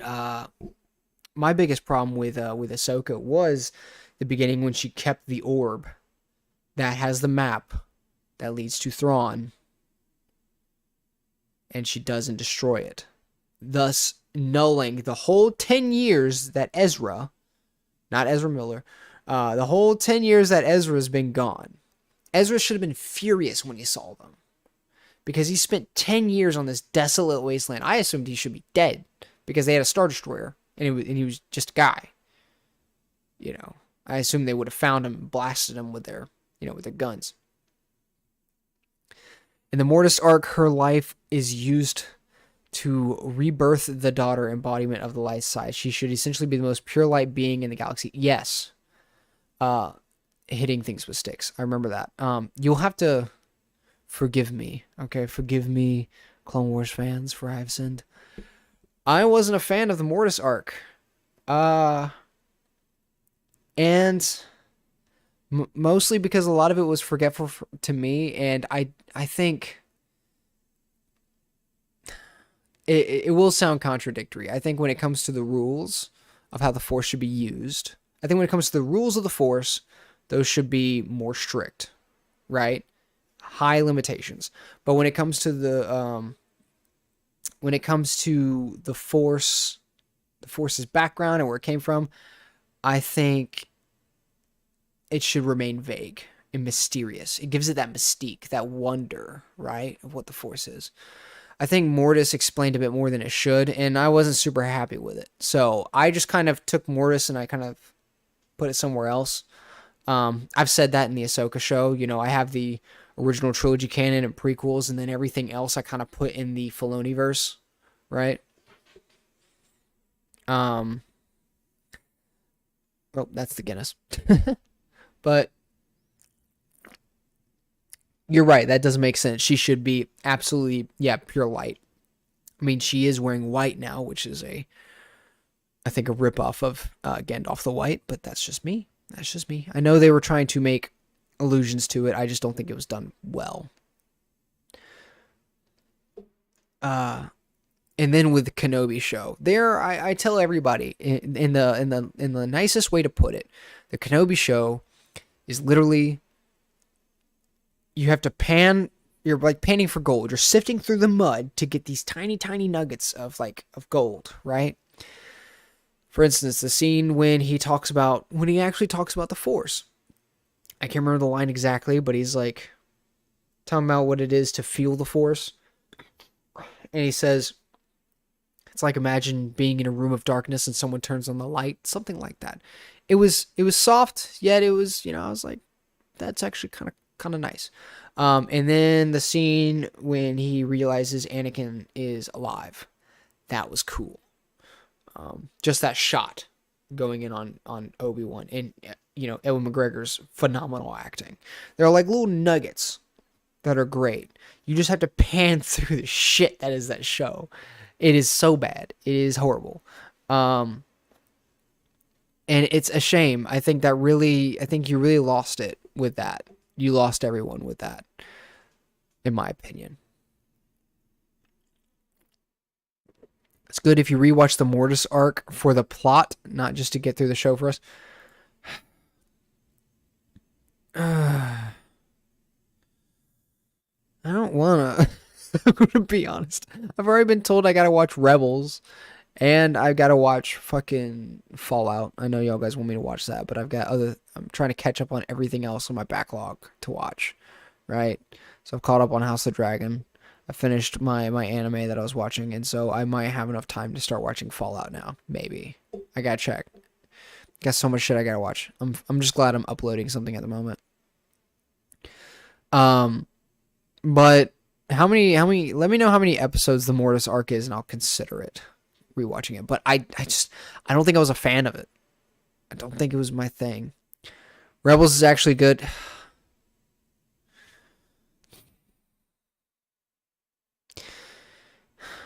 I don't want to be lied to again. Y'all guys have to understand. It's 3 episodes. Okay, maybe we'll get together one Sunday or something and we'll watch it. That way you can listen to me firsthand complain about the Clone Wars show. See, it's only 3 episodes. Okay, that's not bad. That's not bad. Hitting things with sticks. Have you watched Rebels? Can you vouch for its goodness? Because, I mean, if it's really good, I'll watch it. But I don't know if I'll make a review on it. I might do a podcast or something. Preach, pun intended. I've been disappointed so many times watching not only Filoni's stuff, but just Star Wars in general. It's like, man, I mean, you can't see them back there. But let's see, Rebels is skippable. Just watch the essential episodes and save yourself, or watch it with a 6-year-old. Hey, I mean, my daughter's like almost a year, so that's something, I guess. Okay, I'll take a look at it, see what the essential episodes are. But if you notice back here, I've got episode 4, 5, which is the biggest one, and 6. And then I have 6 over here as well, mostly because that was a gift from a long time ago that it covers up my fuse box. And I want to replace that with the 10 Commandments. And then I'm going to figure out something to do with the poster. But I love the original trilogy. I love Star Wars. Like, it's such a cool universe in the fact that it's analog, and the Force, I think, is an awesome magic system. And it's super cool. I just think that a lot of the newer stuff isn't applied properly. It's not given to the right hands. It's not a meritocracy, right? If you look at the, let me see if I can pull this up. Let me see if I can pull up the writers for the Star Wars Acolyte show. See if I can find the IMDb.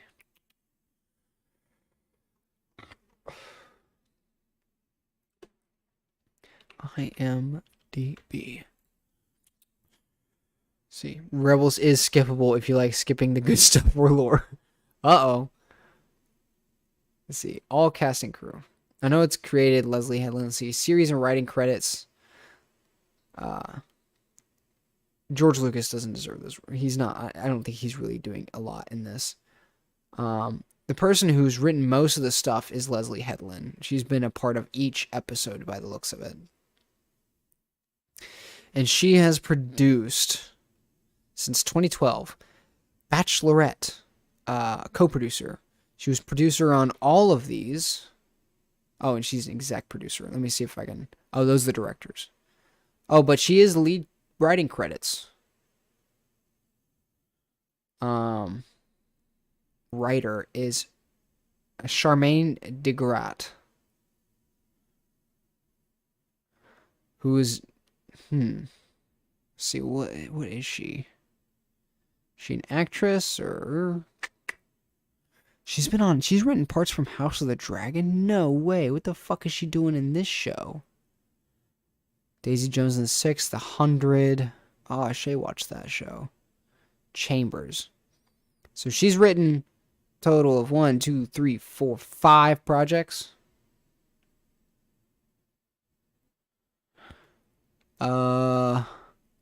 We got Jasmine Florney.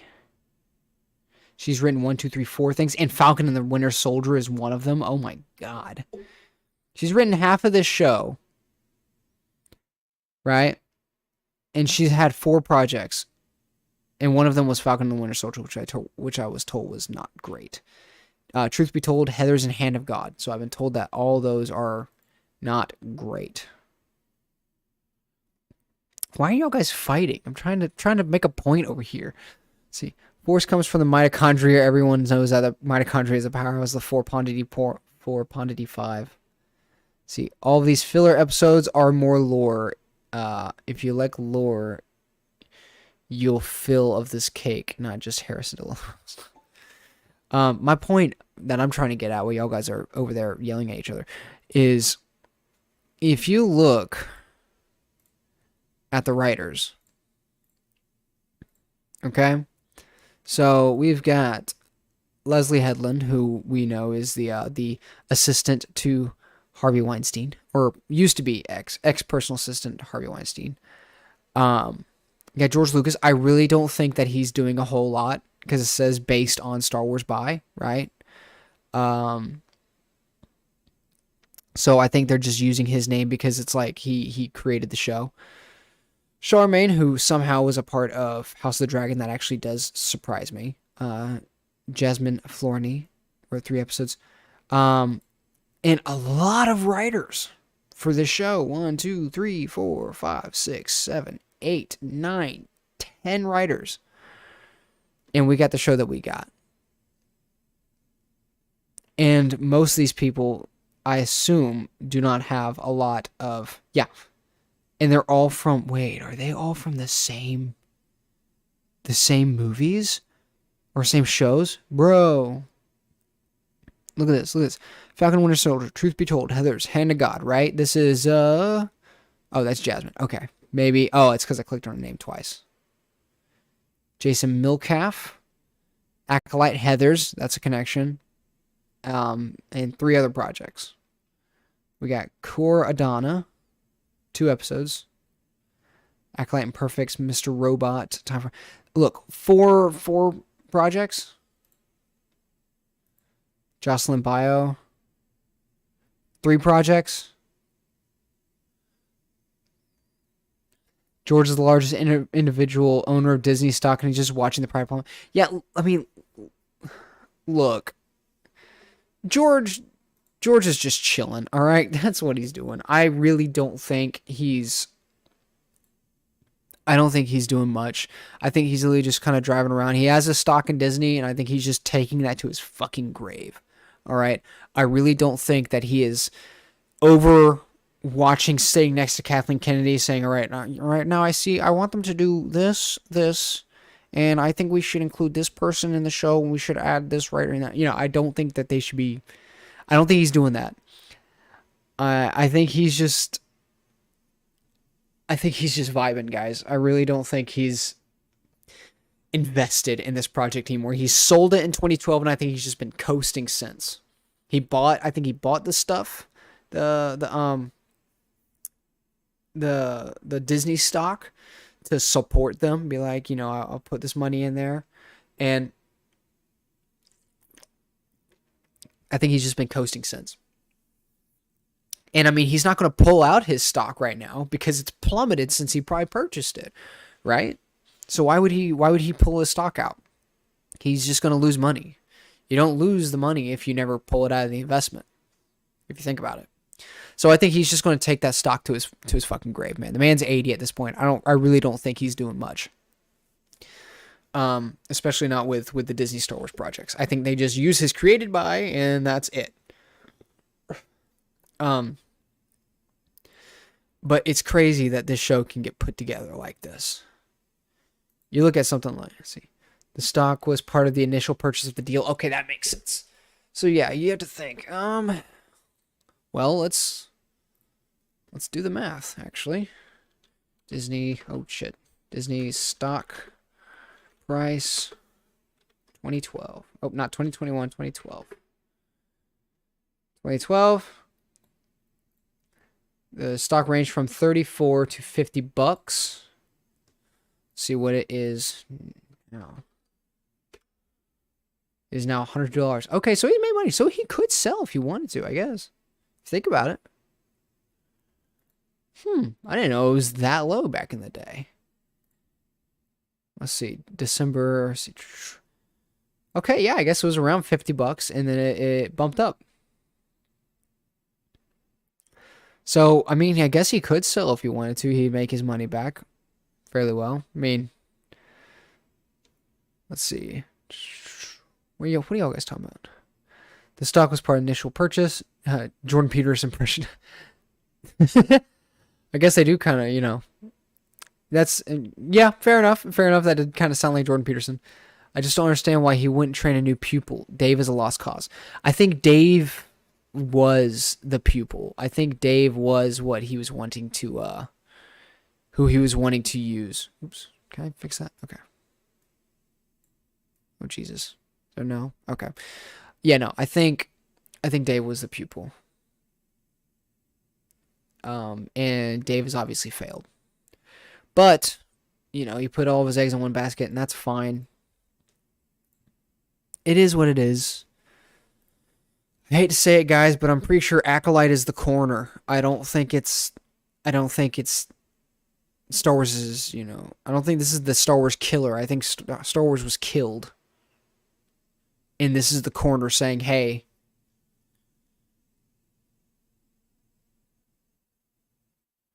it's dead, right? I think that's what Acolyte is. They need to take Star Wars, close the book, put it on the shelf for about 10 years, and then release something when all of this is forgotten. New people, knew everything. My point of those writers previous, by the way, was saying that a lot of these guys only have like 4 credits to their name. None of them are important for the most part, except for that House of Dragon one. That was one. I'll give you that. And I don't think they're being hired because of their merits. They're not being hired because they've had a good bunch of projects on their back that they were great at. They're being hired, in my opinion, because I think they check the right boxes. Think of it however you want. I think it's all networking. I don't think it is you're the best person for the job. In my opinion, if y'all guys are talking about the new pupil, I want to go out and say it. My hot take. What's his name? Tony Gilroy, I think, is the guy. Tony Gilroy, I think. Because look at this guy. Who has Tony Gilroy been a part of, right? The Bourne Legacy. Let's see, Bourne Ultimatum, basically the Bourne series. He was a part of Rogue One, Nightcrawler. What else has he got? Let's see if we can find his writing credits. Let's do that. Tony Gilroy writing credits, since we're here. Where can I find? Let's see. Director, producer. Because I know he wrote for Star Wars. But yeah, he's known for Nightcrawler, Rogue One. Most people like Rogue One. Michael Clayton, don't know that one. The Bourne movies. Armageddon.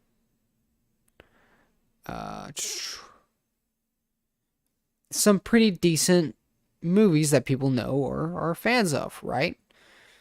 That's what he's known for. He's got some credits to his name. If y'all guys need a face, this is the face.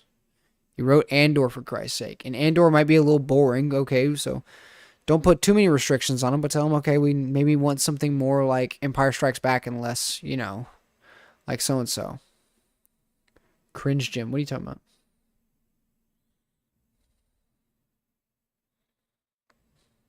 Was it one of the ads or something? Are you talking about Tony Gilroy? Is Tony Gilroy cringe? Hitting things with sticks? See, I'll step up and save Star Wars. Yes, Jace, you were the one we needed. You come and save Star Wars, please. You're not the new hope. You're not the first hope. You're the last hope. You're all we've got, man. But if y'all guys need a face, I really think Tony Gilroy is the guy.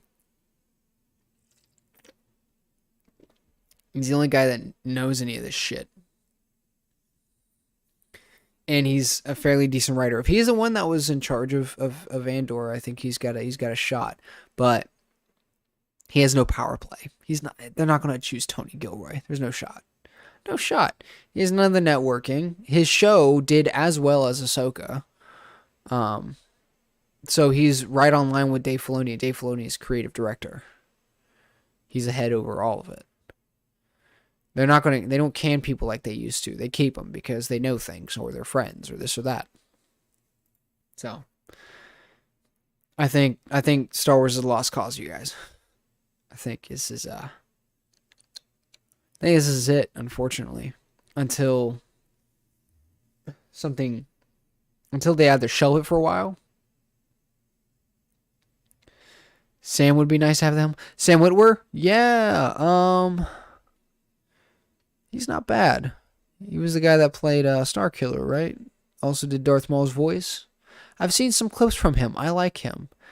Um, I think he could be yeah. Let's see what if he's got any credits. I'll be honest, guys. I'm really just like bullshitting. I'm just hanging out at this point. So, Solo Star Wars movie. Haven't seen Solo.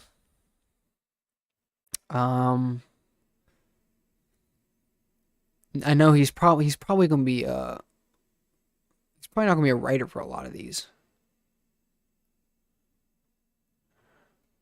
Let's see, archive footage, actor, expand.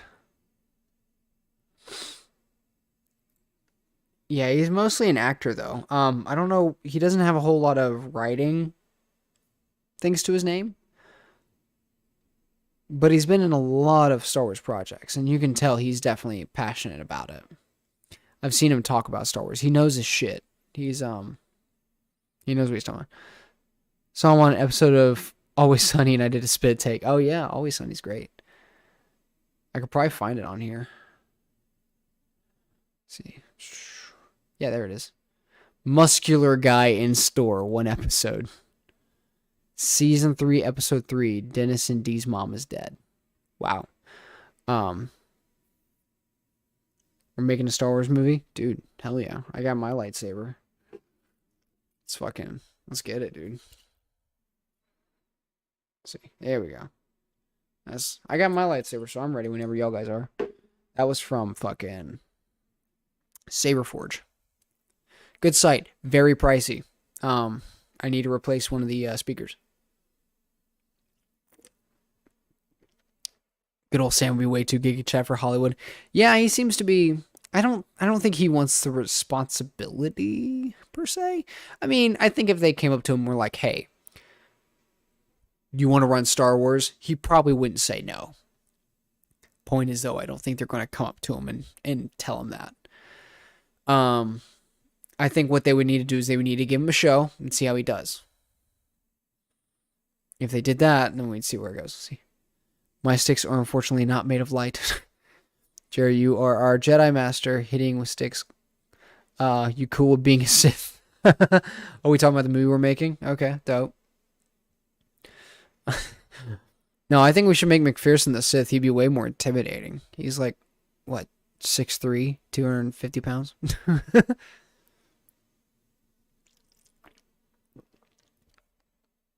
You know, he was the asshole in one of our skits that we did back in 2020. You can find that, by the way. Let's see. He's down, but it's the rule of one now.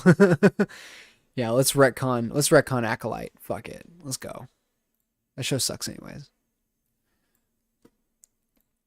Yeah, if you go to Jace's YouTube channel, he's got I think he's got skit. I think I spelt it wrong. Spelt his name wrong. Where McPherson is the bad guy. Maybe I'm already subscribed to him on here.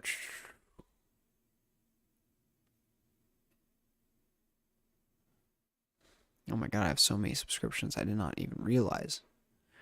I'm still subscribed to the BTS channel, the K-pop channel. Wow, damn.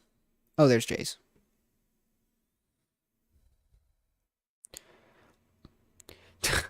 Yeah, Wheels, short film, 159 views.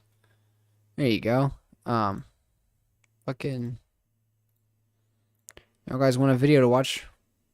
There you go.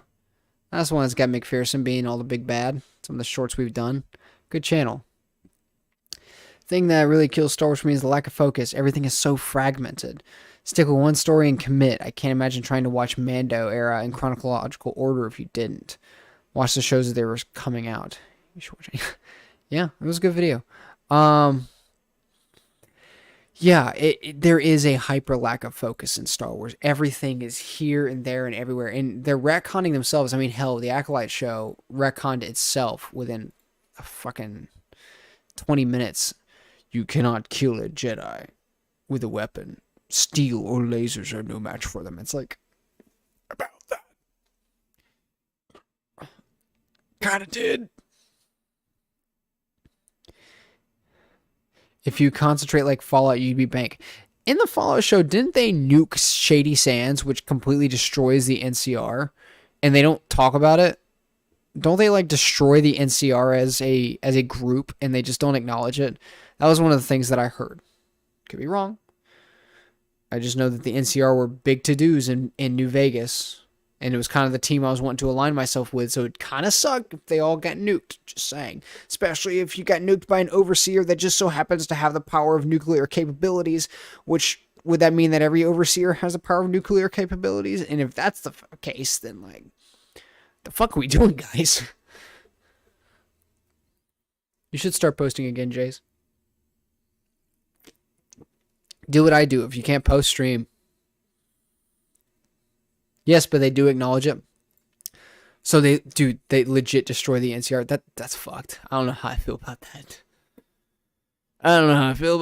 There's so much story potential with that, and they don't do it. Fuck. But we're here to talk about Star Wars and its demise. You know, I mean, at least Fallout got everybody hyped to play the games again. Kills me that Ahsoka, hitting things with sticks, sorry. Kills me that Ahsoka finally got interesting, and now we gotta wait 1 billion years for Fallout. They don't have the confidence in their vision. No, they don't. They don't at all. They don't have confidence in anything. They're literally, I'm telling you guys, it's member berries. That's all it is. You remember Ahsoka. You remember Obi-Wan Kenobi. You remember Boba Fett. You like this Mandalorian guy. Well, now he's seeing everybody. That's all it is member berries now.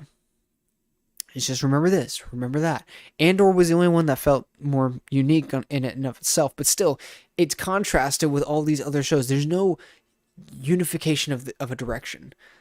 Every writer is practically given free reign to do what they want, and they all suck because they're not writing together. You look at the books. This is something that I wish Rebel Moon had been good. Yeah.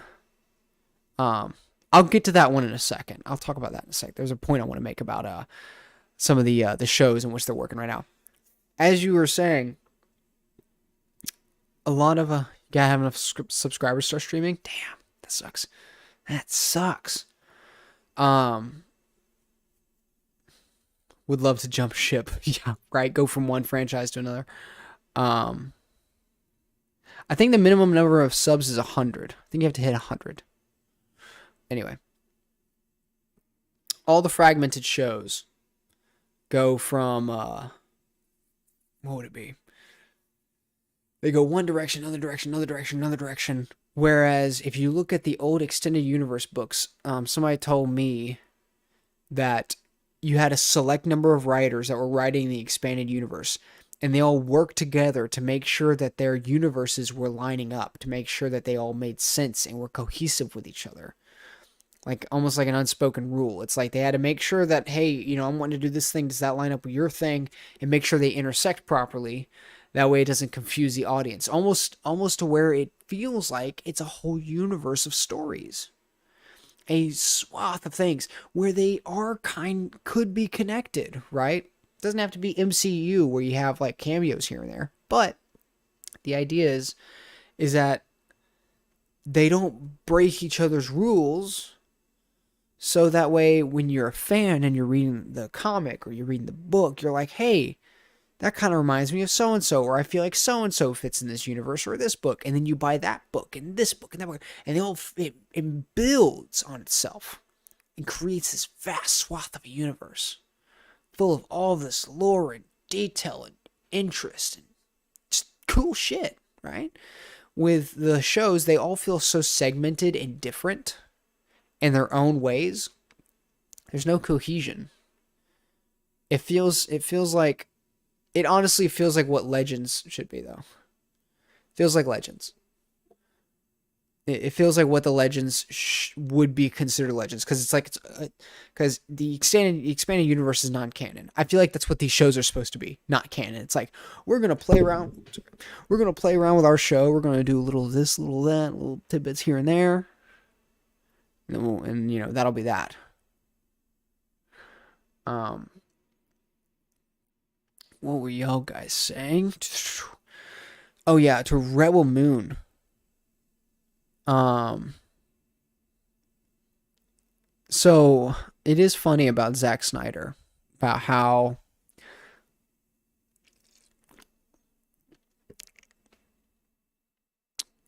a lot of people really liked Zack Snyder because of his vision. And then I learned that if you look at his director of photography, every time uh, Zack Snyder's been the director of cinematography or photography, the visuals have not been great. And then Rebel Moon comes out, which is like Zack Snyder's passion project, the Star Wars killer, and then it just completely flops. Um, I feel like if he keeps going this direction, his credibility is going to be ruined. You know, he had a good start. He had Gladiator and Watchmen, and those are really strong movies.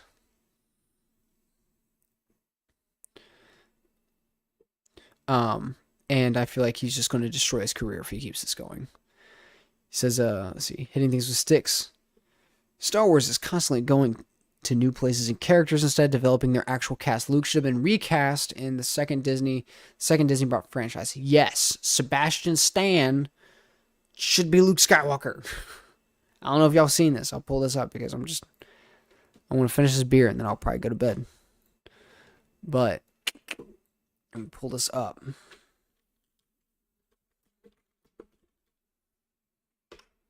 This is everyone's fan cast. Oh, sorry, not Gladiator 300. You're right, you got me. I meant 300. Yes. Fucking look at this. Look at the resemblance. Right? Am I crazy? He would be a great Luke recast, and he's still pretty young. Right? Oh, not Tommy Lee. How old is he? 40? Oh, okay. Maybe he is a little bit older than I was thinking. But still, I mean, that would fit if you were doing maybe 20 years past Return of the Jedi. He'd fit. Look at that. Look at that. He'd make that work. Why am I trying to drink out of that? What the fuck am I doing? If only. Yeah. This would be perfect. That's not the best Photoshop, but you get the point. Some people have even done deep fakes of him in the outfit. I think he would make a fantastic Luke. Yeah, look at that. There's real potential there. Like an older Luke, hair grown out a little bit more, starting his training, teaching the Jedi, right? There's a lot of potential there. He'd be kick-ass. I think they're good on using CGI for Luke, but they do need to focus on giving a crap if they want to show appreciation to fans. Oh, that's Bucky from Winter Soldier. Yes, that is Bucky. I think he would make a great Sebastian, or not great Sebastian. He'd make a great Luke Skywalker. He's a good actor for sure, and he's old enough to fit the older Luke. What is it? My problem now, the CGI stuff, the CGI Luke is passable at this point. This is passable, right? It's not the greatest, but it's passable. The problem is that I have is more of a moral problem where I'm like, they're going to cast Mark Hamill after he's fucking dead. And I have a problem with that. I don't think that just doesn't sit right with me. I don't think that, you can just sign off on the person just because you have their likeness. It doesn't sit well with me. No, 2 drinks is not my limit. I got to go to work tomorrow, okay? It's not my fucking limit. Let's see, if Disney sold Star Wars, who would you want to see run it? Hmm. Good question.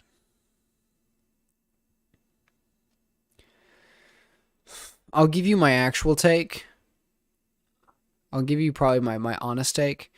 And then I will tell you, see, they have a limit of so much screen time because of cost. Yeah. Yeah.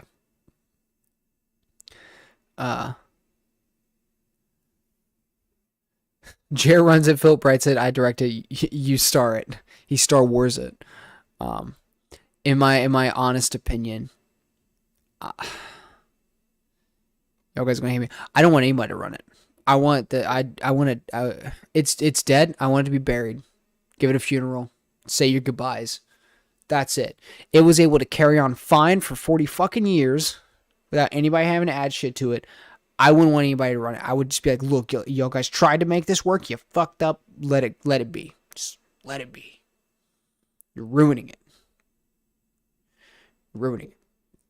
So my cynical take is I would bury it. But if I was to have somebody, let me look at it for a while. If I was gonna have somebody run Star Wars, who would I do?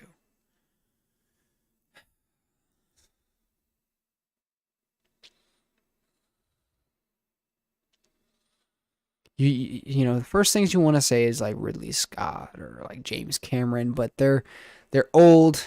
All the legends are old. Because you have to think about it. It's like I'm down for the burial of Star Wars. Yeah, we'll do that. We'll do a podcast. You know, in loving memory of Star Wars. That would be a good one. Get a bunch of the Star Wars fans over here, like Jace, McPherson, Phillip. Get us all over here. Talk about the deaths of Star Wars. Riley, all of us. Um,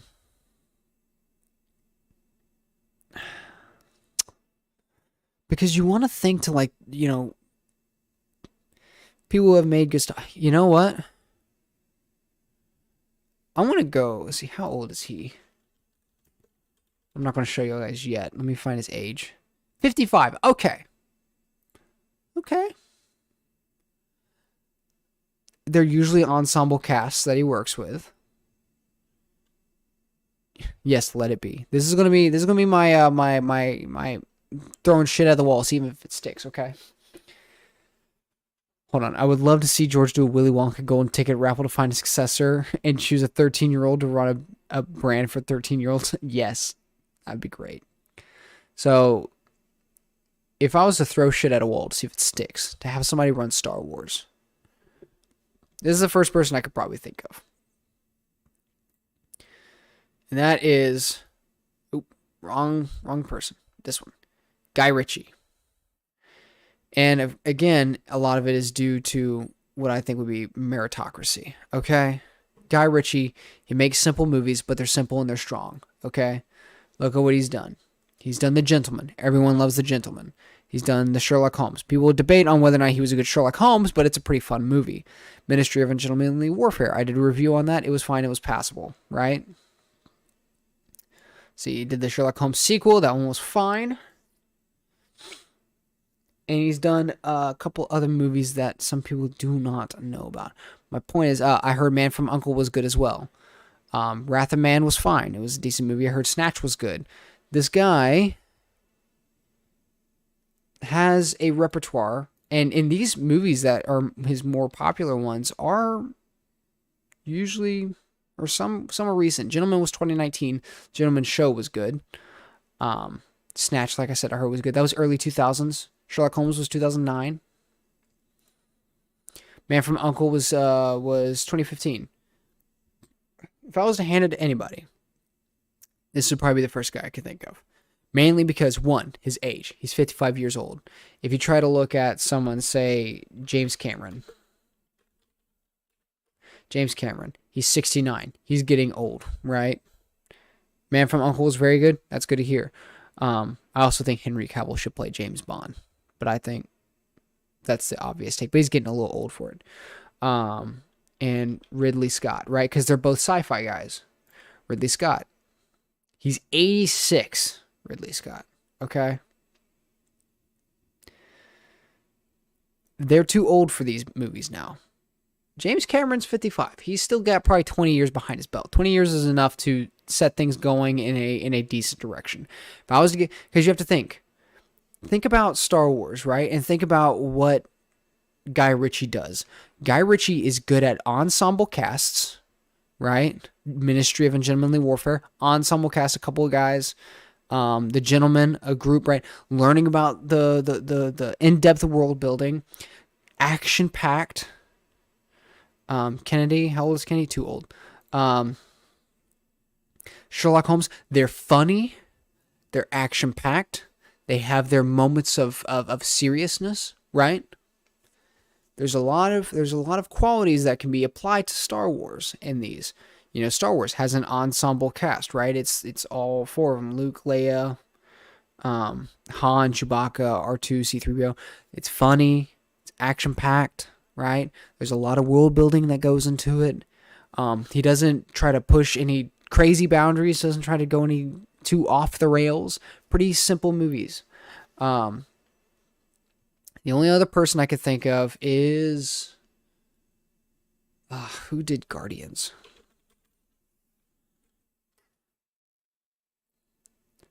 Who was the director of Guardians of the Galaxy? James Gunn. Now James Gunn is a bit of a he's a bit what's the term? Controversial, that's right. He's a bit controversial because of some allegations. I don't know too much about it.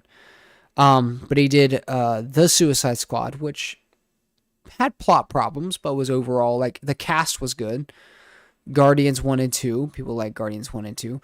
Lollipop Chainsaw. Oh my God. That takes me back. Man, early 2000s. That was something else. Y'all guys remember Lollipop Chainsaw? Put a like if you remember Lollipop fucking Chainsaw. That's when I realized I was straight. Was when I saw Lollipop Chainsaw. That's when I realized I was straight. What the fuck? I didn't know James Gunn was a part of that. That's funny. He doesn't have too many big movies to his name. He's got Guardians. I haven't seen movie 43, but he's got Guardians 1, 2, and 3, and The Suicide Squad. And the Holiday Special, which I heard was good. So I would say either Guy Ritchie or maybe even James Gunn. Those would be my two picks. That was a good question. See, not so fun statistic in America. 80 plus individuals don't got 10 years left. Yeah, it's sad. Speaking of which,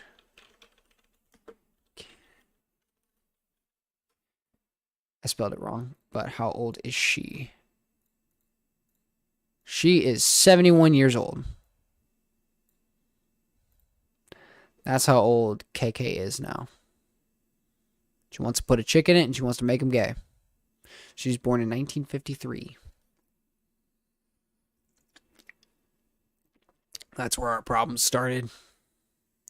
But if George really gave a shit, he wouldn't have kept Kathleen Kennedy this long. Mayhaps the individuals who made the Spider-Verse. Ooh, Spider-Verse. Well, there was a... I can't read because this hard thing's in the way. Let's see, there's a pic of Palps under KK. Is there really? Did I miss that? Oh! Yes. Oh, yeah, it sums it up right there. What article is this? Fandom Wire. Kathleen Kennedy may want to hear this. The Emperor was a woman in one George Lucas movie. Oh, neat. The Force is female after all, yo, guys. Damn, we probably got 20 more years. Yeah. Yeah. Look, I'm not going to wish death on anybody. I hope she lives a long, happy life. I'm not going to get hyper upset because she's destroyed my favorite franchise. That's fine. Look. She's not perfect, obviously. You know. I'm not one to deal out death threats or this or that. I don't think anybody else should. I just don't think she's the best fit to be responsible for Star Wars. See, honestly, everything after Kathleen, yeah, or the Korean War. Wait, I thought you were saying everything after Kathleen Kennedy. Is he honestly everything after the start of the Korean War was downhill? See, I wish Star Wars was only animated from here on out. They finally nailed the Clone Wars art style in Bad Batch, and then it just ends. You know, the Clone Wars art style is neat. It's you know, I'm not I'm not opposed to it. I'm not opposed to the style. And you said Bad Batch.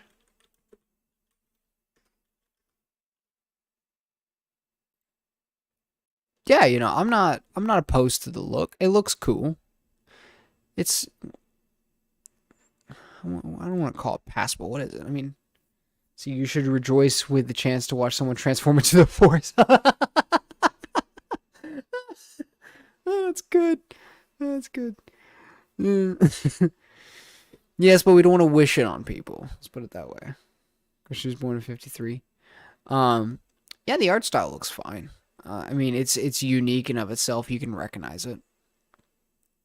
Um, the only art style that I would, I think Arcane's is better, but I mean, we're just grasping at straws here. Like, this is fine. I don't have a problem with it. I think it looks good. I think it's very unique, and I think it reminds you of Star Wars because of the Clone Wars and all that we've seen from back in the day.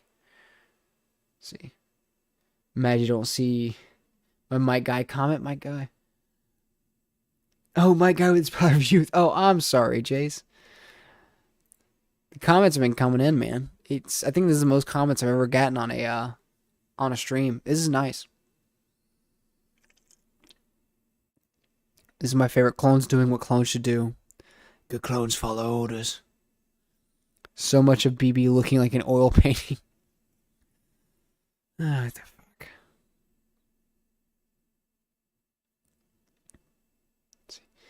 You can see the brushstrokes and it's kind of awesome. Yeah, you know. What sucks is that there's so much passion in the Star Wars franchise, and to see it just slowly go downhill. I think what gets me most about the Star Wars franchise is the cope for it. Star Wars isn't actually dead. You know, Star Wars is this, Star Wars is that. It's actually completely fine. Because of X, Y, and Z. Ahsoka's great. Kenobi's great. Acolyte is good. My guys, I'm trying to help you. You need to have better standards. You need to have better standards. For sure. This ain't it.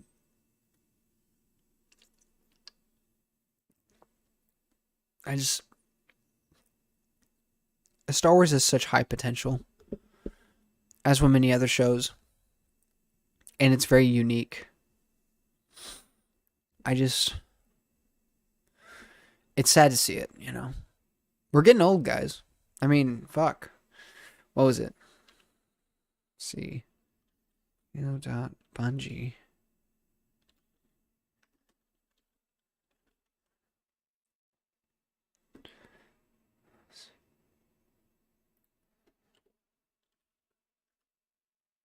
It's just bringing up Bungie Net. Wow, really?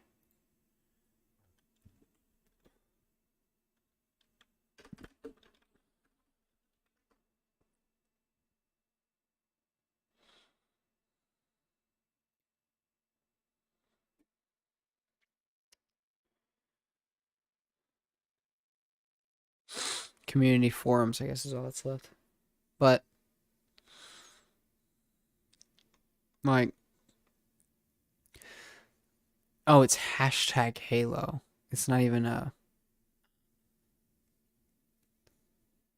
I had an interesting convo with my cousin's kids this week, ages like 5 to 14, and they said they had seen all the movies a bunch, but they love the sequels.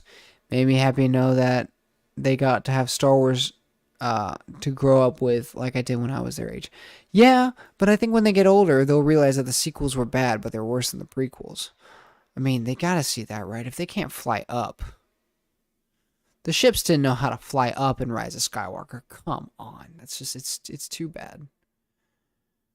You know, I know they were saying that prequels was the worst thing ever, but perhaps we treated them too harshly.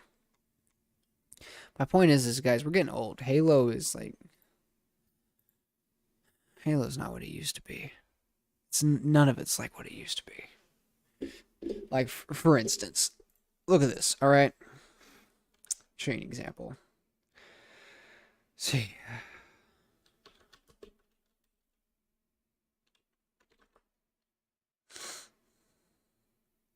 Find the one that I saw in my store I was working at. See.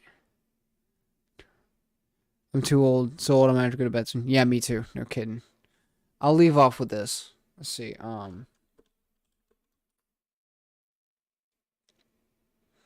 See if I can find the one that I was thinking of.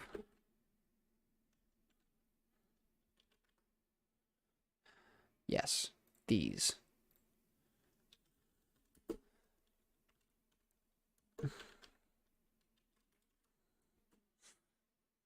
I'll leave off with this to show you guys this. Okay. Y'all remember these growing up? Right? These lightsabers.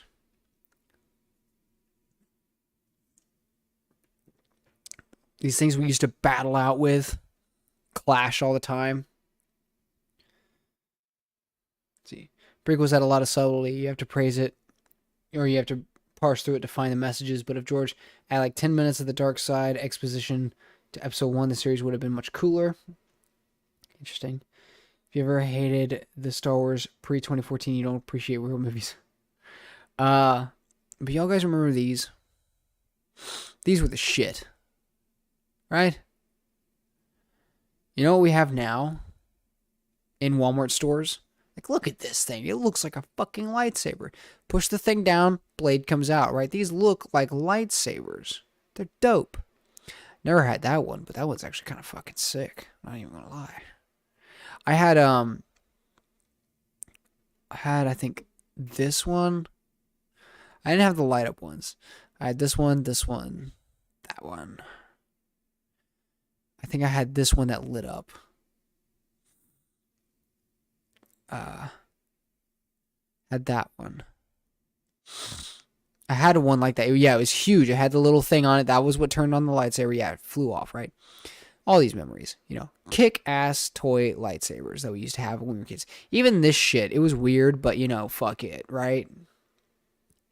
Pops off. You know, you get yourself a dagger, right? You know what we have now? This is what we have. Look at this. These are lightsabers. Y'all.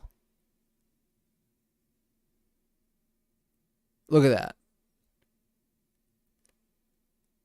A fucking lightsaber. They sell these at Walmart. You can find them. Let's get the picture of your favorite characters. We got Vader. We got Mando. We have Ahsoka. Like, look at that. That kid's expression is mine. Like, what the fuck? He's like, the fuck am I holding? What is this?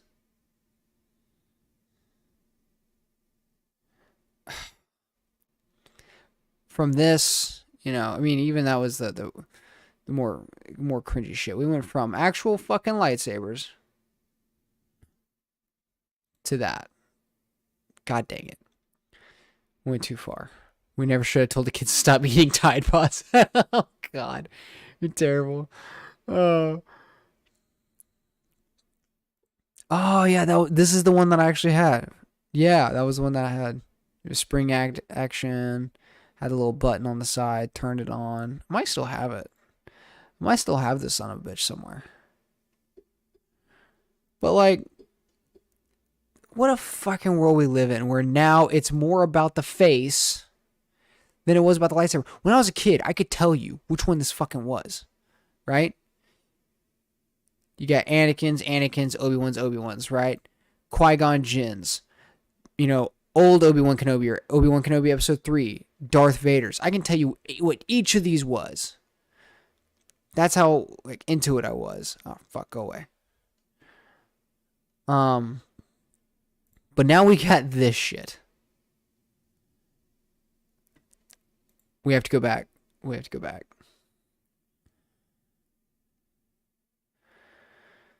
But I'll leave off with that.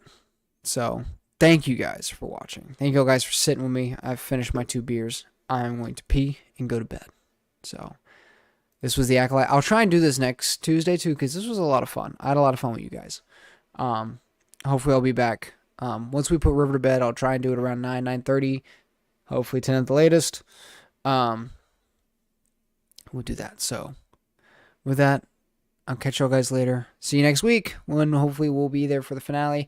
And maybe I'll do a podcast going over all the episodes by the end of it when we're finished up. And then maybe we can do a watch together of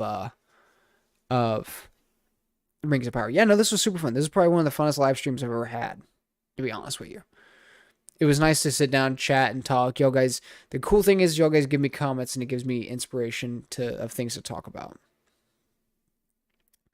Do you ever have co-hosts? Riley is normally my co-host. I usually will meet with him on Discord. He's great. He's fun to talk with. He's far more cynical than I am, but he's been my main go-to. He's the one that, if you go on my channel, I have Rings of Power podcasts where me and him broke those down and talked about them. But yeah, we went through Rings of Power season 1, and I'm gonna bring him back for season 2, baby. We're gonna do it. So that'll be fun. But that'll give y'all guys something to look forward to. I'm probably gonna do more streaming than videos because honestly, this is the only time I can get together to do this. I can't make videos like I used to. I have 1 kid, 1 on the way. But yeah, so thank y'all guys for sticking with me. That was a lot of fun. And with that, I'll see y'all guys later. All right. Bye.